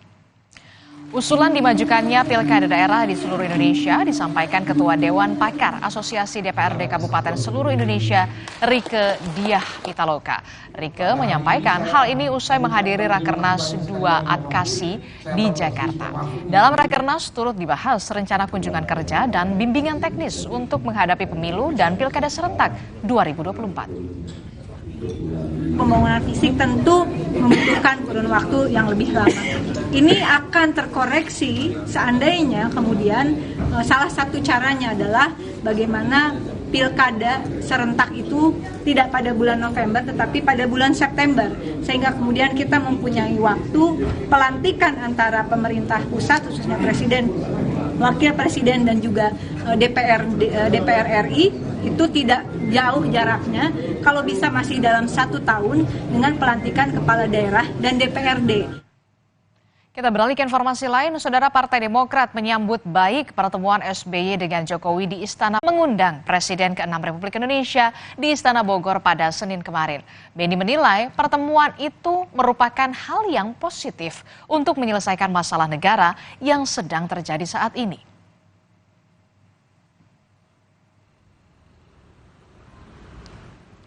Sementara 1 hari setelah bertemu Presiden Joko Widodo, kemarin Saudara, Ketua Majelis Tinggi Partai Demokrat Susilo Bambang Yudhoyono melakukan diskusi bersama dengan kader Demokrat Jawa Barat di salah satu rumah makan di Soreang, Kabupaten Bandung. Dalam agenda ini, SBY tidak menjelaskan secara rinci soal pertemuannya dengan Presiden Joko Widodo kemarin. Namun, SBY berpesan agar hal-hal yang baik dan demokrasi di negeri ini harus dilanjutkan oleh pemimpin yang terpilih nanti. Hal-hal yang baik yang telah dilakukan, diwariskan mulai dari Presiden Soekarno, Presiden Soeharto, Presiden Habibie, Presiden Abdurrahman Wahid, Presiden Megawati Soekarno Putri, saya sendiri, dan Presiden Jokowi nanti yang sudah baik dilanjutkan. Bakal Capres PDI Perjuangan Ganjar Pranowo menikmati perjalanan ke Bandung dengan menggunakan kereta cepat Wush. Menurut Ganjar, kereta cepat yang siap difungsikan ini nyaman dan tidak terasa getarannya. Ganjar Pranowo menjajal kereta cepat Wush berangkat dari stasiun Halim menuju ke stasiun Padalarang dan meneruskan perjalanan ke stasiun Bandung dengan menggunakan kereta feeder. Selain terasa nyaman, Ganjar menilai konektivitas dari Jakarta ke kota Bandung sudah baik sehingga warga dapat memanfaatkan fasilitas kereta cepat ini. Bagus ya, termasuk feedernya sampai ke kota, tinggal latihan aja ya Pak Dwi ya, tinggal latihan biar on time, pek gitu aja. Nah sekarang uji coba ini melatih kata beliau, agar semua SDM-nya siap. Sementara bakal calon presiden dari Koalisi Perubahan Anies Baswedan kemarin menemui dan berdialog dengan puluhan anak muda di Banyumas anak muda Banyumas di Purwokerto, Jawa Tengah. Dan dalam kesempatan itu, Anies selain menyerap aspirasi dari anak-anak muda, juga menanggapi sejumlah pertanyaan terkait sejumlah masalah.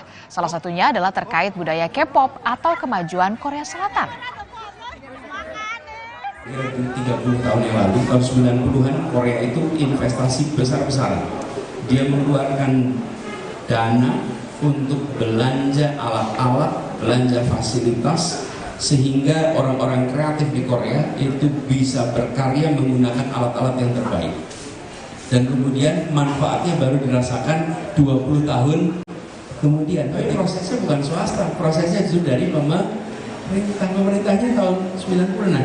Karena itu. Jangan kemana-mana saudara, informasi penting dan juga menarik lainnya masih akan kami hadirkan sesaat lagi. Jadi tetaplah bersama kami di Sapa Indonesia Pagi.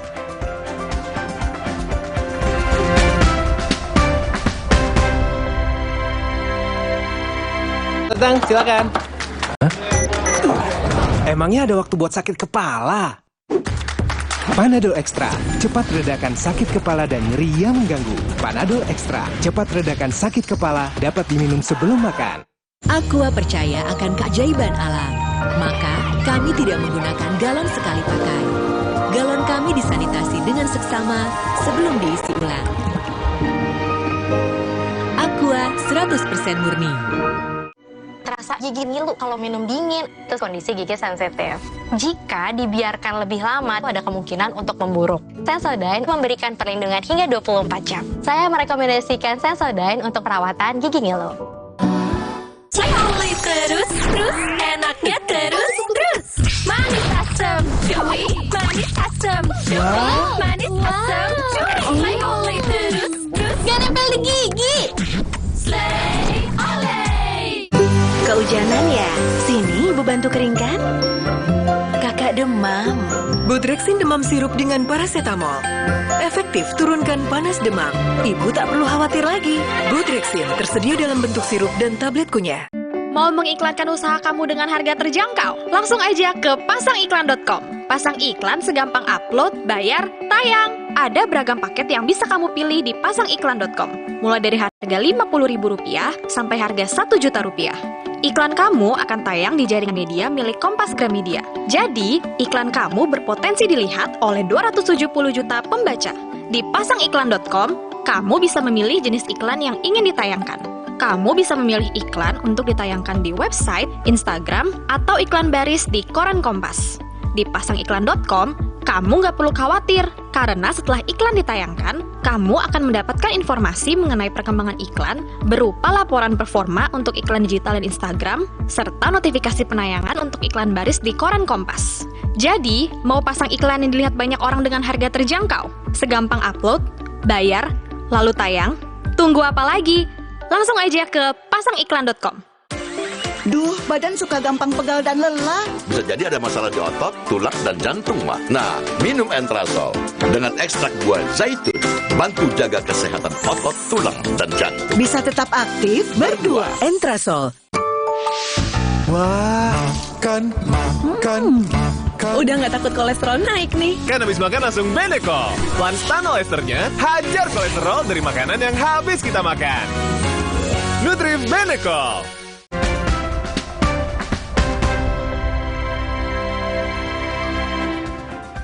Saudara, pihak kepolisian Thailand menegaskan pelaku penembakan di sebuah pusat perbelanjaan besar di pusat kota Bangkok adalah anak di bawah umur. Dan saat ini pelaku masih menjalani pemeriksaan di unit anak-anak.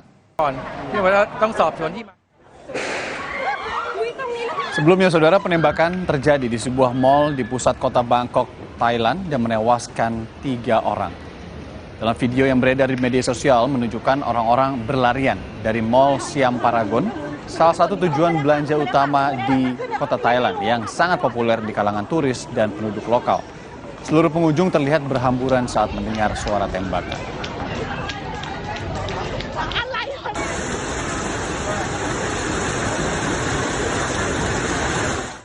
Informasi dari Thailand tadi menjadi penutup jumpa kita di Sapa Indonesia Pagi hari ini. Saya Adisda Rasati. Dan saya Iriana Baranus, terima kasih sudah menonton saudara. Sampai jumpa.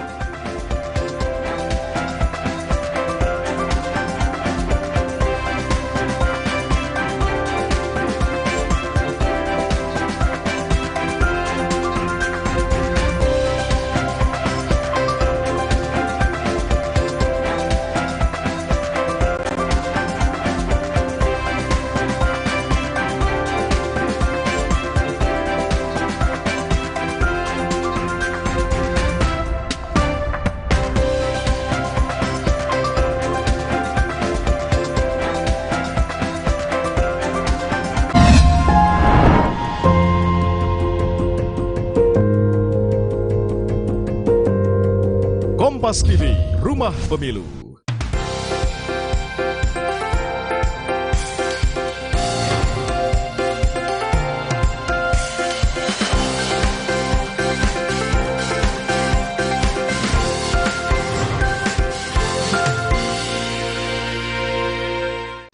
Halo pemirsa, apa kabar? Wah, senang sekali